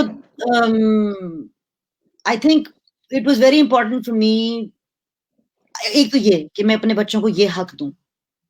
दूसरी चीज, ये बहुत बहुत जरूरी था मेरे लिए कि मैं अपने बेटों को दिखाऊं कि मैं बहैसियत एक माँ, बहैसियत एक औरत अकेले भी खड़े हो सकती हूँ। जब मैंने अपनी जान लेने की कोशिश की ना, तब मैंने गलती की, क्योंकि तब मैंने, खासतौर पे मेरे छोटे बेटे ने मुझे इतना कमजोर देखा कि मेरे लिए उतना ही जरूरी हो गया है अब कि मैं अपने सारे बेटों को, लेकिन खासतौर पे वली को दिखाऊं कि अगर मैं कमजोर थी और मैं गिरी और मैंने ये आपको दिखाया और ये मेरी गलती थी, अब मैं आपको दिखाऊंगी कि इंसान गिर के उठता कैसे है, बाफख्र कैसे उठता है, सर उठा के कैसे उठता है। And I can't talk, I am sorry अम्मा, सॉरी सानिया, मैं भी सॉरी सानू, It's okay. Amma calls. तो anyway, so it was very important for me to show them that I can be independent, emotionally independent, financially independent. ये बहुत जरूरी था कि मेरा छोटा मेरे से बहुत नाराज था, दोनों छोटे, आजाद और वली, ये दोनों बहुत नाराज रहे हैं मुझसे, और मैंने बहुत सुनी है इनसे, और मैंने बहुत इनको, I have a lot to prove to them, कि क्योंकि वो कहते हैं कि आप मुझसे ना कहें कि आप मुझसे प्यार करती हैं, आप तो अपने आप को दूर कर रही थी मुझसे, यू वर अबैंडनिंग मी, आप तो मुझे छोड़ने के लिए तैयार थी। तो बहुत कुछ मैंने प्रूव करना है इनको। और मेरे ख्याल में एक और चीज जो मैंने इनको सिखाई है वो ये है कि उनकी शनाख्त जो है उनकी मर्दानगी के साथ नहीं जुड़ी हुई। बाकी जो उनके, क्योंकि पेयर प्रेशर एक चीज होती है, उनके दोस्त हैं सब जो बड़े बड़े मर्द बनते हैं और कहते हैं ओ ये औरत, ये लड़की, वो यार तू वो ये, तो मैं उन्हें कहती हूँ कि तुम ये देखोगे सब कुछ, और तुम मुझे देखोगे और तुम देखोगे कि मैं बिल्कुल मुख्तलिफ हूँ, और तुम शायद शर्मिंदा भी होगे मेरे पे, लेकिन याद करो, ठीक है, कि ये जो मर्दानगी की तस्वीर तुम्हें मुआशरा दे रही है, जरूरी नहीं है कि ये ही तुम्हारी शनाख्त हो। और अभी जाहिर बात है वो छोटे हैं, अब राके आहिस्ता आहिस्ता बड़ा हो रहा है, तो उसको ये बात अब समझ में आ रही है। जब छोटे होते हैं तो ये ज्यादा जाहिर बात है, दोस्तों का बड़ा, वालिदैन से ज्यादा अहम दोस्त होते हैं, दोस्त यार, खासतौर पर लड़कों के लिए बहुत उनके दोस्त जरूरी हैं, खैर लड़कियों के लिए भी, लड़कियों के लिए भी, हाँ, टीनेजर्स तो बट ये मेरे लिए जरूरी है कि मैं उनको ये दिखाऊं कि मर्दानगी के और पहलू भी हैं। मेरे अब्बू इतने नरम दिल इंसान हैं, मेरे अब्बू से ज्यादा नरम दिल मैंने कभी किसी को देखा ही नहीं है। वो कभी ऊंची आवाज में बात नहीं करते, उनको चिड़ियों से मोहब्बत है, उनको जानवरों से मोहब्बत है, उनको दरख्तों से मोहब्बत है, उनको शायरी से मोहब्बत है, उनको अम्मी से मोहब्बत है उनको मोहब्बत हाँ, अक्सर अम्मी जो है वो म्यूट पे कर देती हैं और अब्बू शायरी पढ़ रहे होते हैं, मम्मी अपना न्यूज देख रही होती, मैं कहती हूँ अम्मी मैं मैसेज करती हूँ मम्मी, अब्बू आप म्यूट पे, कुछ नहीं, मेरी जान मैं न देख तो सकता हूँ उसको ओह गॉड। लेकिन ये कितना इम्पोर्टेंट है देखना नादो कि आदमी इतनी मोहब्बत करते हैं, कर सकते हैं, करनी चाहिए। ये देखना कितना ज़रूरी है हमारे बेटों के लिए कि it is okay to be able to love and it is okay to be able to express it. ये जो ऑपोजिट बना दिया ना कि मर्द को दर्द नहीं होता, मर्द इस तरह नहीं इज़हार बिल्कुल। नहीं करते। वो ये कितना जो मर्द अपनी बीवी को मोहब्बत दिखाते हैं, अपने पार्टनर को मोहब्बत दिखाते हैं, वो ओ यार तू तो अपनी बीवी के नीचे थल्ले आया हुआ है बिल्कुल। हाँ, थल्ले क्यों भाई? हाँ, यार एग्ज़ैक्टली, अच्छी बात है। एग्ज़ैक्टली। तो ये देखना भी तो ज़रूरी है ना उनके लिए। देखने को ही तो नहीं मिलता, उनको तो एक ही तरह का आदमी देखने को मिल रहा है देखो और एक ये पावर का एक ड्रामों में देखो क्या हो रहा है। मुझे तो वहशत होती है कि इतनी आसानी से आदमियों का हाथ उठता है और वो औरतें तरस रही होती हैं उसी आदमी के लिए जो बुरा भला कर रहे होते हैं उनके लिए, उनपे तशद्दुद कर रहे होते हैं। हुँ, और ये औरतों ने हुँ। ही देखे हुए हैं। यस और देखो ना कि पेट्रियार्की सबसे ज़्यादा और ये जो सोच है पेट्रियार्की हम उसको बार-बार लेबल करते हैं लेकिन ये जो सोच है, ये सबसे ज़्यादा औरतें ही तो सिखा रही होती हैं अपने बेटों को भी, बिल्कुल, कि ये तू लड़का है, ये क्यों कर रहा है, क्यों रो रहा है, बिल्कुल, लड़का है, लड़के क्या रोते हैं कभी, लड़के क्या मार खा के आते हैं कभी बिल्कुल। और इतना ऊँचा बोल रही है तेरे सामने लगा दो हाथ। और हमने क्या? सीखा हुआ है ना कि पावर कहाँ फैमिली में बिल्कुल। पावर कहाँ रखना है, इकोनॉमी से जुड़ा हुआ है। ये जुमला जो जब अंग्रेजी में भी बोला जाता है, उर्दू में भी, तू लड़कियों की तरह क्यों रो रहा है यार? हाँ, लड़कियों की तरह का क्या मतलब है? They live longer because they cry by the way क्योंकि हुँ, वो निकल बिल्कुल, जाता है वो बिल्कुल, अनका या बिल्कुल। कुढ़-कुढ़ के बेचारे मर्द और ये मर्दों पे एक बोझ है कि वो बोझ कुढ़-कुढ़ है, ज़्यादती है, ना वो अपने ज़्यादती जज़्बात को और इसलिए फिर वो अपने जज़्बात का जो एक्सप्रेशन है, वो हाथ उठा के करते हैं क्योंकि उनको रोने की इजाज़त ही नहीं दी है। तो बिल्कुल। 2 फैसले हैं आपके सामने, एक काइंडनेस, एक वायलेंस। वायलेंस का ऑपोज़िट काइंडनेस। तो या आप वायलेंट हो या आप काइंड हो और अपने आप के साथ या देखो किसी और अभी देखो कितना और थोड़े दिन पहले हम पिछले हफ्ते हम मेंटल हेल्थ पे ही बात कर रहे थे तो ये बात भी हुई कि doctor Ayesha Mian was here and she was talking about it और उन्होंने बताया कि आदमी अपनी फ्रस्ट्रेशन और अपनी एंजाइटी का इजहार जो है वो अग्रेशन में दिखाते हैं उन अग्रेसिव बिहेवियर में ज़रूर देखना चाहिए कि कहीं पीछे बिल्कुल, एंग्ज़ायटी का कोई रीज़न तो नहीं है। बिल्कुल। इसी तरह से एक और बात जो तुम्हारे लिए बहुत इम्पोर्टेंट है और मैं ज़रूर यहाँ पे बात करना चाहूँगी इसके बारे में, वो है जो जानवरों के साथ जो वायलेंस या पाकिस्तान में हो रहा है, बहुत ज़्यादा होता है और या वो बिल्कुल मुझे तो लगता है कि ये बिल्कुल क्लियर साइन है कि किस कदर पावरलेसनेस या एक्सपीरियंस करते हैं हमारे यहाँ इंसान जो अपनी ताकत एक बेज़बान पे दिखाने की कोशिश करते हैं और ज़ुल्म से दिखाने की कोशिश करते हैं। बिल्कुल, ब्रूटैलिटी से दिखाने की कोशिश बिल्कुल करते हैं, और यू नो? ये देखो ये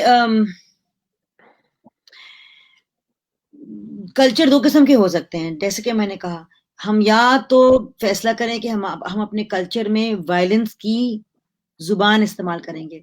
अगर हम ये फैसला करें कि हम वायलेंस की ज़ुबान इस्तेमाल करेंगे, तो फिर ठीक है। हम जानवरों पे भी वायलेंस करेंगे, हम औरतों पे भी वायलेंस करेंगे, हमारे बच्चे तशद्दुद के शिकार बनेंगे, हमारे बच्चे रेप होके कूड़े के ढेर के ऊपर पाए जाएँगे। फिर तो ये हमने फैसला कर लिया। ये चीज़ वायलेंस का जो एक सफ़र है, वो शुरू होने के बाद फिर चलता जाता है ना, वो तो कहीं भी नहीं रुकता। जानवरों से शुरू करके दरख्तों तक पहुँच जाता है, फूल-पौधों तक पहुँच जाता है कि क्योंकि आप आपके पास अपने अंदर वो सहूलियत ही नहीं रहती आपके अंदर। वो आपके अंदर वो कुव्वत ही नहीं रहती काइंडनेस की, हसास होने की, क्योंकि ये एक फैसला है। या आपने वायलेंट बनना है, अगर आप वायलेंट हो तो आप हर चीज़ की तरफ ही वायलेंट बनोगे और अगर आपने ये फैसला किया कि आप वायलेंट हैं और आप हर चीज़ की तरफ वायलेंट बनोगे जानवर हो, बच्चा हो, बीवी हो, माँ हो, बहन हो, जो भी हो, आप अपने ऊपर भी वायलेंट होगे, आप अपना भी ख्याल नहीं रखोगे। और अगर आपने दूसरी तरफ ये फैसला किया कि मैं काइंड होना चाहता हूँ, मैं काइंडनेस दिखाना चाहता हूँ, मैं नरम दिली दिखाना चाहता हूँ, तो फिर आप हर चीज के साथ नरम दिली दिखाओगे, जानवरों के साथ, औरतों के साथ, बच्चों के साथ और मर्दों के साथ, और अपने अपने आप को भी अपना ख्याल रखोगे। और आप देखोगे कि देखो मैं काम कर रहा हूँ, नौकरी कर रहा हूँ, 8-8, 9-9 घंटे मैं काम करता हूँ, घर चलाता हूँ, और लेकिन मैं थोड़ा वक़्त अपने लिए निकालूँगा जो सिर्फ़ मेरा है, जिसमें मैं जाके वर्ज़िश करूँगा, या जो मेरे दोस्तों के साथ मेरा वक़्त होगा, या जिसमें मैं ठंडा ग्लास पानी का पीऊँगा, और या जूस अपने लिए ख़ास तौर का बनाऊँगा, जस्ट मैं अकेला। क्योंकि यहाँ हमारे मर्द जो हैं बिल्कुल बेचारे गधे बन जाते हैं। काम, काम, काम, काम, काम, काम, ये घर का काम, ये बिल, वो बिल, हर बोझ, औरत बीवी ने काम नहीं करना, ये तो गलत बात है। तो जब और फिर आपने ऊपर से फैसला कर लिया कि जी मैं वायलेंट मर्द हूँ, मेरी तो मर्दानगी इसी में है, दहशत में। तो जब आपने दहशत को चुना है, तो फिर आप दहशत में रहोगे। और अगर आपने नरम दिली और मोहब्बत चुन लिया, तो फिर आप मोहब्बत में रहोगे। ये फैसले ही 2 हैं, और ये हर मोड़ पे हमें ये फैसला करना पड़ता है, अपने आप के साथ और दूसरों के साथ। तो एक बड़ी इंटरेस्टिंग बात की है तुमने अभी, और मैं आई जस्ट रियलाइज्ड कि हम आदमियों के बारे में ये बातें कर रहे हैं, और एग्जैक्टली वही बातें कर रहे हैं जो हम हमेशा खवातीन के लिए भी कहते हैं कि उनका अपना मी टाइम होना चाहिए, they need a break from their routine life, उनके लिए कुछ अपना, कोई अपनी इजहार की जगह, अपनी शख्सियत के इजहार की कोई जगह उनके। एंड अगर वाकई देखो तो हमारे आदमी भी, क्योंकि इतनी आदत होती है उनको कि कोई और उनका ख्याल रख रहा है, घर में दाखिल होते ही कोई और करना शुरू हो जाता है, अच्छा खाना खाएंगे, फलाना करेंगे, they never spend any time alone with themselves, not at अपने ऑल। आप से बात करके कभी नहीं। और हम जो औरतें हैं ना, हम फिर भी आपस में मिलके, हम लोग लड़कियां हैं और खवातीन हैं, हम आपस में मिलके चूं पै कर लेती हैं। उसने मुझे मारा, उसने मुझे गाली दी, वो बड़ा तंग करता है, उसने बच्चों ने यूं तंग किया हुआ है, फलां ने ये तंग किया हुआ है, ची ची पै पै। जो मर्द है वो अपने दोस्तों में जाके ये बातें भी नहीं करेगा। क्योंकि वो ये मर्दानगी के खिलाफ है। बिल्कुल हाँ। बिल्कुल या करेगा तो बहुत मजाक उड़ा के, बीवी का मजाक उड़ाएगा, उसकी तज़हीक करेगा, बिल्कुल शादी की तज़हीक करेगा, कहाँ फंस गया, क्या मुसीबत है। अपने जज्बात नहीं इजहार करेगा बेचारा। तो ये हमने ये भी हक उनसे छीन लिया। तो जो जो मोहब्बत का जो एक सफर है, जो नरम दिली का और मोहब्बत का सफर है, ये दोनों जिन्सों के लिए, क्या हर जिन्स के लिए बहुत मुफीद है, और इसमें जरूरी मतलब है। जरूरी है। एंड इट्स जस्ट इससे ही it's very productive for all genders, you know. और अच्छा, एक चीज और मैं पूछूंगी तुमसे, ये जो मोहब्बत का सफर है और ये जो नरमी का सफर है, तुमने बहुत सारे इलाकों में जहाँ बहुत बच्चों ने वायलेंस देखा था, तशद्दुद क्या, बिल्कुल मार काट देखी, जिनके घर जल गए, जिनकी फैमिलीज जल गई, उसमें तुमने वहां बच्चों के साथ बहुत टाइम स्पेंड किया, मगर तुम्हारी टेक्निक जरा मुख्तलिफ है, तुम उनके साथ थिएटर करती हो, तुम उनके साथ आर्ट करती हो, तुम उनका, इसका क्या फायदा है? देखो, बच्चा जो है ना यार, ये कमाल का उस्ताद है। बच्चा जो है घर जल गया है ऊपर से नीचे तक, कैंसर हो गया है पूरे जिस्म में, ठीक है। अभी किसी ने आप पे तशद्दुद किया है और आपको रेप किया है, 13 स्टिचेस पड़े हैं बच्चे को, 13 स्टिचेस। लेकिन 1 हफ्ते बाद आप जंपिंग कासल लेके जाओ, वो बच्चा छाले मारेगा। आप आइसक्रीम लेके जाओ, वो बच्चा कहेगा ना दे दीदी मुझे ये आइसक्रीम नहीं, वो आइसक्रीम चाहिए। आप वो वाला खिलौना क्यों नहीं लेके आई, मुझे लाल गाड़ी चाहिए, मुझे व्हाइट गाड़ी चाहिए। बच्चा जो है वो हील करना चाहता है, उसको आप भूख मारो ना तो आग जल जाती है। उसी से तो हम सीख सकते हैं कि ठीक कैसे होना है। तो जब ये बच्चे, मैंने जब जोसेफ कॉलोनी में जब घर जले और सब लोग इमदाद लेके जा रहे थे, तो मैंने देखा एक बच्चा था, उसको नहीं चाहिए थे बिस्किट या जूस का डब्बा, उसको नहीं चाहिए था। उसकी माँ ने उसको इतनी बुरी तरह मारा हुआ था उस वक्त, बेचारी 10 लोग 2 चारपाइयों पे बैठे हुए थे, सब कुछ उनका जल गया था, उसका मुंह सूजा हुआ था मार खा खा के। तो मैंने उसको ऐसे ही अपना पेन और पेपर दे पकड़ा दिया कि तुम ड्राइंग करोगे, कुछ करोगे। तो उसने वो मुझसे लिया और इस इतनी खूबसूरती से उसने 1 से लेके 10 तक लिखा इंग्लिश में। और आगे पीछे बच्चे और भागे, हमें भी दें बाजी, हमें भी दें, हमें भी दें। तब मुझे एहसास हुआ कि देखो, अगर यहाँ पे हम कैंप लगाएं और यहाँ पे बच्चे पढ़ें, लिखें, ड्राइंग करें, आर्ट करें, कभी कभार हफ्ते की छुट्टी के दिन हम जंपिंग कासल भी ले आए, तो इनके वालिदैन को भी सांस लेने की मोहलत मिल जाएगी, ताकि वो अपना दोबारा इतना कुछ कर रहे हैं, इतना सफर कर रहे हैं, और बच्चों को भी चैन मिल जाएगा। तो फिर हमने वहां पे कैंप बनाया और बच्चे, कोई 300-400 बच्चे थे मेरे साथ, और खुद ही वॉलंटियर्स आए, एनसीए के, यहाँ के हाउसवाइफ्स बहुत सारी थी जिन्होंने मुझे आके ज्वाइन किया, और वो कैंप बना। फिर बच्चों के सर पे इम्तिहान थे, तो उन्होंने पढ़ाई करनी थी। और यकीन करो, ये जो खासतौर पे ये जो इन तबकों के बच्चे हैं, वर्किंग क्लास के, जो के जिनके पास बहुत कम है, वो इतना ज्यादा पढ़ना चाहते हैं, वो पढ़ाई से नहीं भागते। अब मेरे बेटे तो फिर भी पढ़ाई से 10 कदम दूर भागते थे, स्कूल से छुट्टी मिल जाए तो। ये बच्चे जो हैं, मेरे जो दूसरे बच्चे हैं, ये नहीं पढ़ाई से दूर भागते। ये चाहते हैं, इनको पता है कि मैंने यहाँ से यहाँ पहुंचना है और यहाँ से यहाँ पहुंचना है। तो आग है इनके अंदर एक कमाल की। तो ये बात जब मैंने सीखी इन बच्चों से, तो फिर जब कसूर भी जब मैं गई, तो मैं कसूर भी अपने पपेट्स लेके गई, जंपिंग कासल लेके गई। और मैं काउंसलर नहीं हूँ, मैं थेरेपिस्ट नहीं हूँ, तो मैंने फैसला किया कि मैं किसी हादसे के बारे में नहीं बात करूंगी। खुद बच्चियां, जो टीनेज बच्चियां थी, उन्होंने खुद आके मुझसे कहा, उन्होंने कहा बाजी आप मेरे साथ स्कैंडल के बारे में नहीं बात करेंगी हमारे साथ। मैंने कहा कौन सा स्कैंडल, जो सारा मीडिया हमारे बारे में बात कर रहा है? मैंने कहा कोई स्कैंडल नहीं है। कौन सा स्कैंडल? स्कैंडल लफ्ज का मतलब जानती हो? कहते ये जो सब हमारा रेपुटेशन खराब हुआ है बाजी, इस तरह हमारे कस्बे का और इसका, हमारे साथ जो तशद्दुद हुआ है। मैंने कहा बिल्कुल इसलिए नहीं आई। मैंने कहा अगर आप बात करना चाहती हो, आप सौ बिस्मिल्लाह, आप मुझे बताओ, मैं भी बताऊंगी कि मेरे साथ क्या हुआ, लेकिन मैं सिर्फ आपका वक्त गुजारने आई हूँ। उन्होंने मुझे अपनी बातें बताई, क्या उनके साथ हुआ, भाई को बहन के साथ, भाई को भाई के साथ, जेवर सारे बेच दिए गए ब्लैकमेल करने के लिए, ताकि वीडियोस ना निकले, उसके बावजूद वीडियोस निकाले गए। वो बच्चे, मैं कहती हूँ 15-16 साल की लड़कियां, मैं तो जंपिंग क्लासेस छोटे बच्चों के लिए लेके जाती थी। वो आई मेरे पास, हमें नहीं बारी आएगी जंपिंग की। मैंने कहा करो, वो जंपिंग कासल ही उन्होंने फाड़ दिया जंपिंग कर करके। और फिर मैं कमाल की बात, उन्हें मरियम माने का जो मुझे जंपिंग कासल्स हमेशा दे देती थी, और कहती थी ठहरो मैं कोई ऐसा निकालूं जो फट के भी वापस इतना दिल चाहता था उन बच्चों को कि वो मुक्के मारें, बॉक्सिंग करें, छलांगे मारें।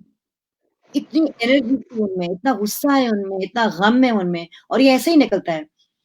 तो मेरे ख्याल में बच्चों के लिए बहुत जरूरी है कि वो देखें कि उस हादसे के अलावा और भी है, उनमें भी और बहुत कुछ है, जिंदगी में भी और बहुत कुछ है, मुस्तकबिल में भी बहुत कुछ है, हाल में भी बहुत कुछ है।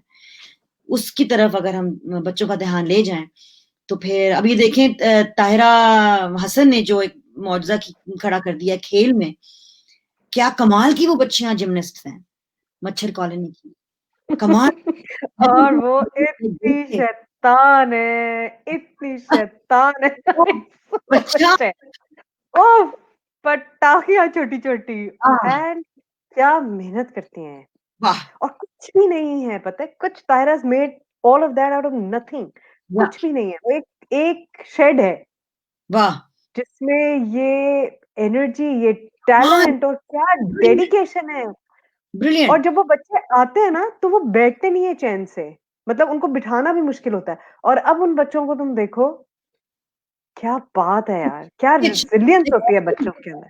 पंजाब प्रोटेक्शन ब्यूरो में जब एक बार मिस्टर जेम्स जस्टिन है, कमाल के हमारे स्पोर्ट्स टीचर हैं, वो गए तो उन्होंने कुछ मूव्स कराटे की सिखाई, बच्चियां सारी, लड़के तो एक्साइटेड थे ही, इतनी लड़कियों ने कहा नादियाबाजी हमने बॉक्सिंग सीखनी है, नादियाबाजी हमने बॉक्सिंग सीखनी है, नादियाबाजी हमने फुटबॉल सीखना है, यू नो। तो लड़कियों में इतनी टैलेंट है और लड़कियां इतना चाहती हैं कि वो सीखें ये सब कुछ। और मेरे ख्याल में इससे ज्यादा मैंने अपने बच्चों में भी देखा है कि अब अगर आप अपने बच्चों की नफ्सियात को हेल्दी रखना चाहते हो, उनको सेहतमंद रखना चाहते हो, तो उनको वर्जिश की तरफ लगाओ, एक्सरसाइज एक्सरसाइज एक्सरसाइज, जो भी और पड़ेंगे particularly girls, क्योंकि बिल्कुल अपनी बॉडी के साथ इन टच रहने का स्पोर्ट्स से अच्छा कोई बिल्कुल तरीका नहीं है। बिल्कुल अपनी बॉडी के बारे में बहुत आगाही होती है आपको, आप कनेक्टेड रहते हैं अगर आप कुछ बिल्कुल खेलते हैं, आप बिल्कुल। एक्सरसाइज करते हैं, आप रेगुलर वो अपनी आप बुरी फोर्स आदतों से इस्तेमाल बचते हैं, करते हैं। आप बुरी आदतों से बचते हैं, क्योंकि जब आपको स्टैमिना चाहिए होता है स्पोर्ट्स के लिए तो आप कभी सिगरेट नहीं उठाएंगे, हाँ, तो यू नो आप बुरे आपकी काम नहीं करोगे। प्रायोरिटी बदल जाती है। हाँ, बिल्कुल प्रायोरिटी बदल जाती है। बिल्कुल, क्योंकि आपको स्टैमिना की जरूरत पड़ती है, तो आपको अपने जिस्म को सेहतमंद रखना पड़ता है। हाँ, उफ नादो, इतनी बातें तुम्हें पता है हम ऑलरेडी ओवर टाइम जा चुके हैं एज यूजुअल। और हम तो पूरी रात ही गप लगा सकते हैं और बातें कर सकते हैं। मुझे अजीब लग रहा था तुमसे इतने फॉर्मल सवाल पूछना, लेकिन मैंने जानबूझ के पूछे ताकि हम ट्रैक से उतर के अपनी खीखी खीखी में नहीं लग जाएं। लेकिन खिचड़ी तो जरूर होगी, क्योंकि मैं तो कह वो रही हूँ कि वो दिन क्या आए कि मैं लिखूं जल्दी से एक प्ले, और आसमा नबील को पकड़ती हूँ कि लिखे जल्दी से, और मैं सानिया सईद को कास्ट करूँ। तुम क्यों मुझे कास्ट कर, तुम और मैं इकट्ठे होंगे ना उसमें। लेकिन नादिया जमील तुम बनोगी, जी, मैंने नादिया जमील की कहानी लिखनी है। हाँ हाँ, तो मैं क्यों बनूंगी, तुम खुद करना ना। नहीं अपना नहीं सब काम मेरे ऊपर क्यों, नहीं, तुम अपना अपना सारा काम मेरे ऊपर क्यों डाल देती हो नादो। क्योंकि मैंने पूरी उम्र तुम्हारा काम किया है जो तुमने नहीं किया, जो काम ठुकराया मैंने किया, वो ना जो नंबर 2 इतनी काम थे जो नहीं जा बस कर। बस बात है, आधा आधा काम करके तुमने मेरे मुझ पे सानू कर दे यार बाने, कर दे यार। आधा आधा छोड़ के भागी हुई मफरूर औरत। नहीं यार, मैंने अब, लेकिन बहुत देर हो गई है, अब काम करना साथ में लाजमी है, किसी ना किसी तरह से कुछ ना कुछ करना हाँ, पड़ेगा, मस्त है, कुछ ना कुछ तो करना ही चाहिए। ये है ना। जरूरी नहीं है वैसे कि वो ड्रामा ही हो, कुछ और काम भी किया जा सकता है। एक आइडिया आ गया मुझे भी बैठे बैठे, इसके ना बाद बताती हूँ तुमको। हाँ, हुई, इसके बाद बताती हूँ तुमको अच्छा ठीक सीरियसली। है ठीक है हाँ, ठीक आ है, गया मुझे एक आइडिया। कमाल, हाँ हाँ हाँ, ठीक है एंड ठीक है, इट विल वर्क बिल्कुल। अब सबीना जी को बुला लेते हैं क्योंकि टाइम हो रहा है खत्म। अच्छा ठीक है। सॉरी। सबीना जी सॉरी, आप म्यूट हुई नहीं है। म्यूट म्यूट, आप म्यूट। म्यूट, ओके सॉरी हाँ। सॉरी, मैं वैसे ही म्यूट हो गई हूँ, वैसे ही म्यूट हो गई हूँ, I have no words now. It's the same thing. I'd rather stay mute. Nadia, I, like when you started speaking about your own personal struggles, वो तो एक जर्नी थी ही जो मतलब I could relate it in a secondary way, like अपनी माँ के through. जाहिर है मैं वो उस तरह एम्पथाइज नहीं कर पा रही थी बहुत। I respect that, I can feel it, but जो जिसके साथ होता है उसको पता होता है कि क्या हुआ। वो जर्नी सुनाते सुनाते जब आप अपनी नेक्स्ट जर्नी पे आई, जो कि आपका जो काम है जो आपने बच्चों के साथ किया है, सडनली यकायक एक ऐसी बत्ती जली ना, बिकॉज नाउ आई फेल्ट के मैं बिल्कुल जैसे उसमें हूँ, जैसे मुझे पता है आप क्या बोल रहे हो, आप क्या महसूस कर रहे हो। जब आपने कहा कि मैं वो जो कहानियां सुनकर घर आती थी वो मेरी रगों के अंदर होती थी वो कहानियां, और वो सब कहानियां फिर इमर्ज होके उस वक्त भी सामने आए जब आपके औसान कमजोर महसूस हुए, जिस टाइम में जब आप वल्नरेबल होते हैं या आप वीक फील कर रहे होते हैं, तो आपको सारी चीजें याद आ रही होती हैं। फिर आपने जब कहा कि 4 साल की उम्र में, 7 साल की उम्र में, 9 साल की उम्र में, पता नहीं ऐसे ये कैसे हो सकता है, मुमकिन हो सकता है कि मुझे ऐसे लग रहा था कि जैसे क्या आप अपनी कहानी सुना रही हैं या मेरी कहानी सुना रही हैं। एक एक लफ्ज, एक एक चीज मैं महसूस कर रही थी, क्योंकि और ये एम्पैथी क्या चीज है, और ये पेन, जब आपने कहा कि दर्द हमें जोड़ता है, जो दर्द के रफीक होते हैं ना वो बहुत जबरदस्त रफीक होते हैं, और दर्द जिस तरह हमें जोड़ता है, क्योंकि जिस वक्त आपने वो बातें की जो बिल्कुल मैं उस तरह महसूस कर रही थी कि जैसे ये मैं ही हूँ, तो जो कनेक्शन है ना वो बहुत ही ज्यादा, जैसे बत्ती एकदम ब्राइट हो गई, यू नो। और हाँ बिल्कुल, ये बहुत बड़ी चीज है। दर्द हमारे लिए एक ब्लेसिंग है, उसको जब हम और आपकी तरह बहादुरी से कोई आके जब उसको सुनाता है इस तरह, तो इस तरह कितने लोगों की बत्तियां कहाँ कहाँ जली होंगी जब वो पूरी कहानी को सुन रहे थे। अगर मेरी उधर जली जब आपने अब्यूज्ड बच्चों की बात की, अपनी जिंदगी की बचपन की कुछ ऐसी बातें जो याद रह जाती हैं, स्कार छोड़ जाती हैं, मगर वो स्कार आपको अभी ताकत दे रहा होता है रादर देन पेन दे रहा होता है। आप उस फिर आपने कहा कि उन बच्चों ने मुझे हील किया। कैसे हो सकता है? वही अल्फाज, वही चीजें। मैं हर वक्त मुझसे लोग पूछते हैं कि आप लियारी क्यों गई? मैं तो लियारी अपने लिए गई थी भाई, खुद को ठीक करने के लिए गई थी। और बेवजह लियारी की मदर, ये सारी माएं, बच्चे कहते हैं आपने ये किया, आपने ये किया। मैं उनसे कहती हूँ मैंने आपके लिए जो किया है वो कुछ भी नहीं है, जो आपने मेरे लिए किया आपको पता भी नहीं है।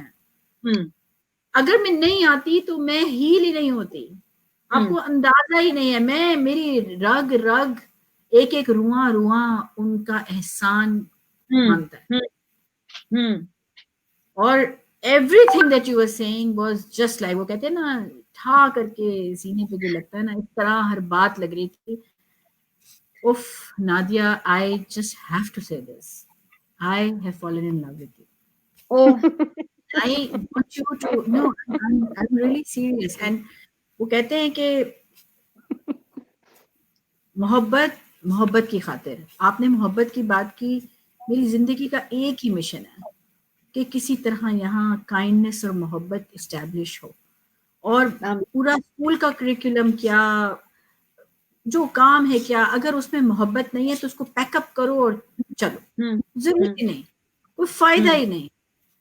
किसी चीज को डांट के करवाना है, पैकअप कर दो, जरूरत ही नहीं, कोई फायदा ही नहीं। बिल्कुल कुछ करें नादिया, जल्दी आ जाए कराची बस। मैं बस इंशाल्लाह यू नो मैं सानो तो गई हुई है मेरे साथ, आप जरूर आइएगा लाहौर। हमारा स्कूल है Sanjay Nagar public education trust. और संजय नगर को मैंने इतनी बार कोशिश की है कांटेक्ट करने की, अब मुझे नहीं पता कि अब मेरे हो गया है। जी बिल्कुल, लाहौर में मेरा बेटा रहता है और मेरा आना जाना रहता है। और संजय नगर में मैं अब की बार मैं आऊंगी तो मैं Nadia, you have to take me there. I have been trying for my children, मैं कोशिश कर रही थी कुछ बच्चों के लिए। प्लीज आप मुझे बताइएगा, और मैं ना भी हूँ तो अगर आप जाना चाहें मुझे बताइएगा, और बच्चों का भी मुझे डिटेल्स बता दीजिएगा। जरूर जरूर जरूर, हमें आपस में बच्चों को हम लाहौर ले जाते हैं, कभी लाहौर ले जाते हैं, किसी साल मरी ले जाते हैं। इस साल हमारा इरादा बच्चों को ट्रिप भी लाहौर ले जाने का है।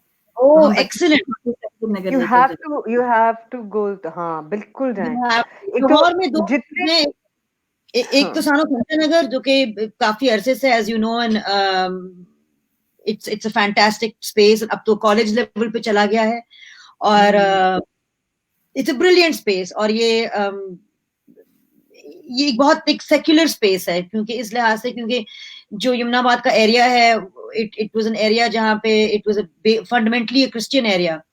तो वो चाह रहे थे कि यहाँ पे कैथलिक स्टडीज हो, तो रजा काजिम थे, उन्होंने मना किया। फिर इवन कुरानिक स्टडीज की जब बात आई तब भी उन्होंने मना किया। उन्होंने कहा यहाँ पे हम एक रिलीजियस स्टडीज क्लास देंगे जिसमें हम दुनिया के तमाम दिनों के बारे में सिखाएंगे। It's a place full of love and it's a place full of acceptance. और एक दूसरा स्कूल जो अभी नया है उस लिहाज से, संजय नगर के मैं बोर्ड पे हूँ, लेकिन इस दूसरे स्कूल के बोर्ड पे मैं नहीं हूँ, लेकिन वो फिर बहुत ही कमाल का स्कूल है, और वो है जूनियर लीडर्स फाउंडेशन स्कूल।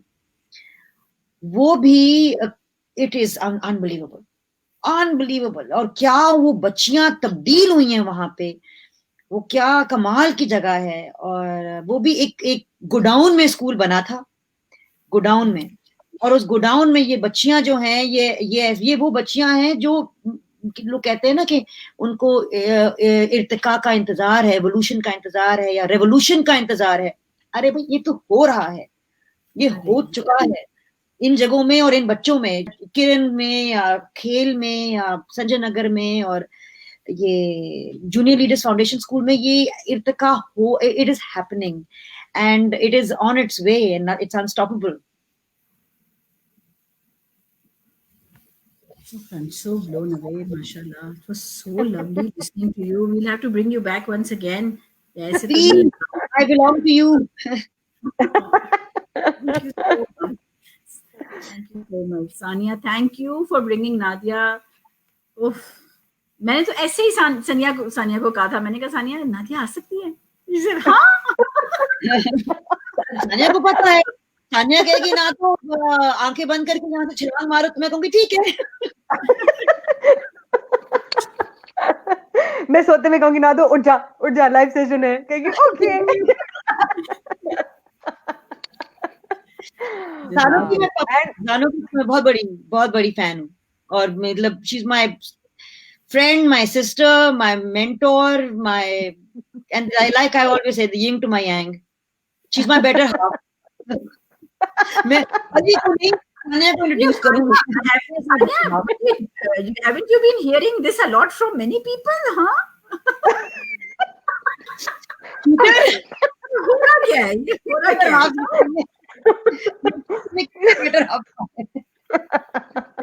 हम तीनों क्यों हंस रहे हैं लाइव सेशन में? हम तीनों सिर्फ हंस रहे हैं. आपने रियलाइज किया है? And thank God for that. Thank God for that. That we laugh. Yes. And we love. And we fight. Thank God for that. Yes. Thank you, ladies. Thank you very, very much. Thank you, Nado. Thank you. बहुत अच्छा लगा. बहुत. Thank you so much. Hafiz.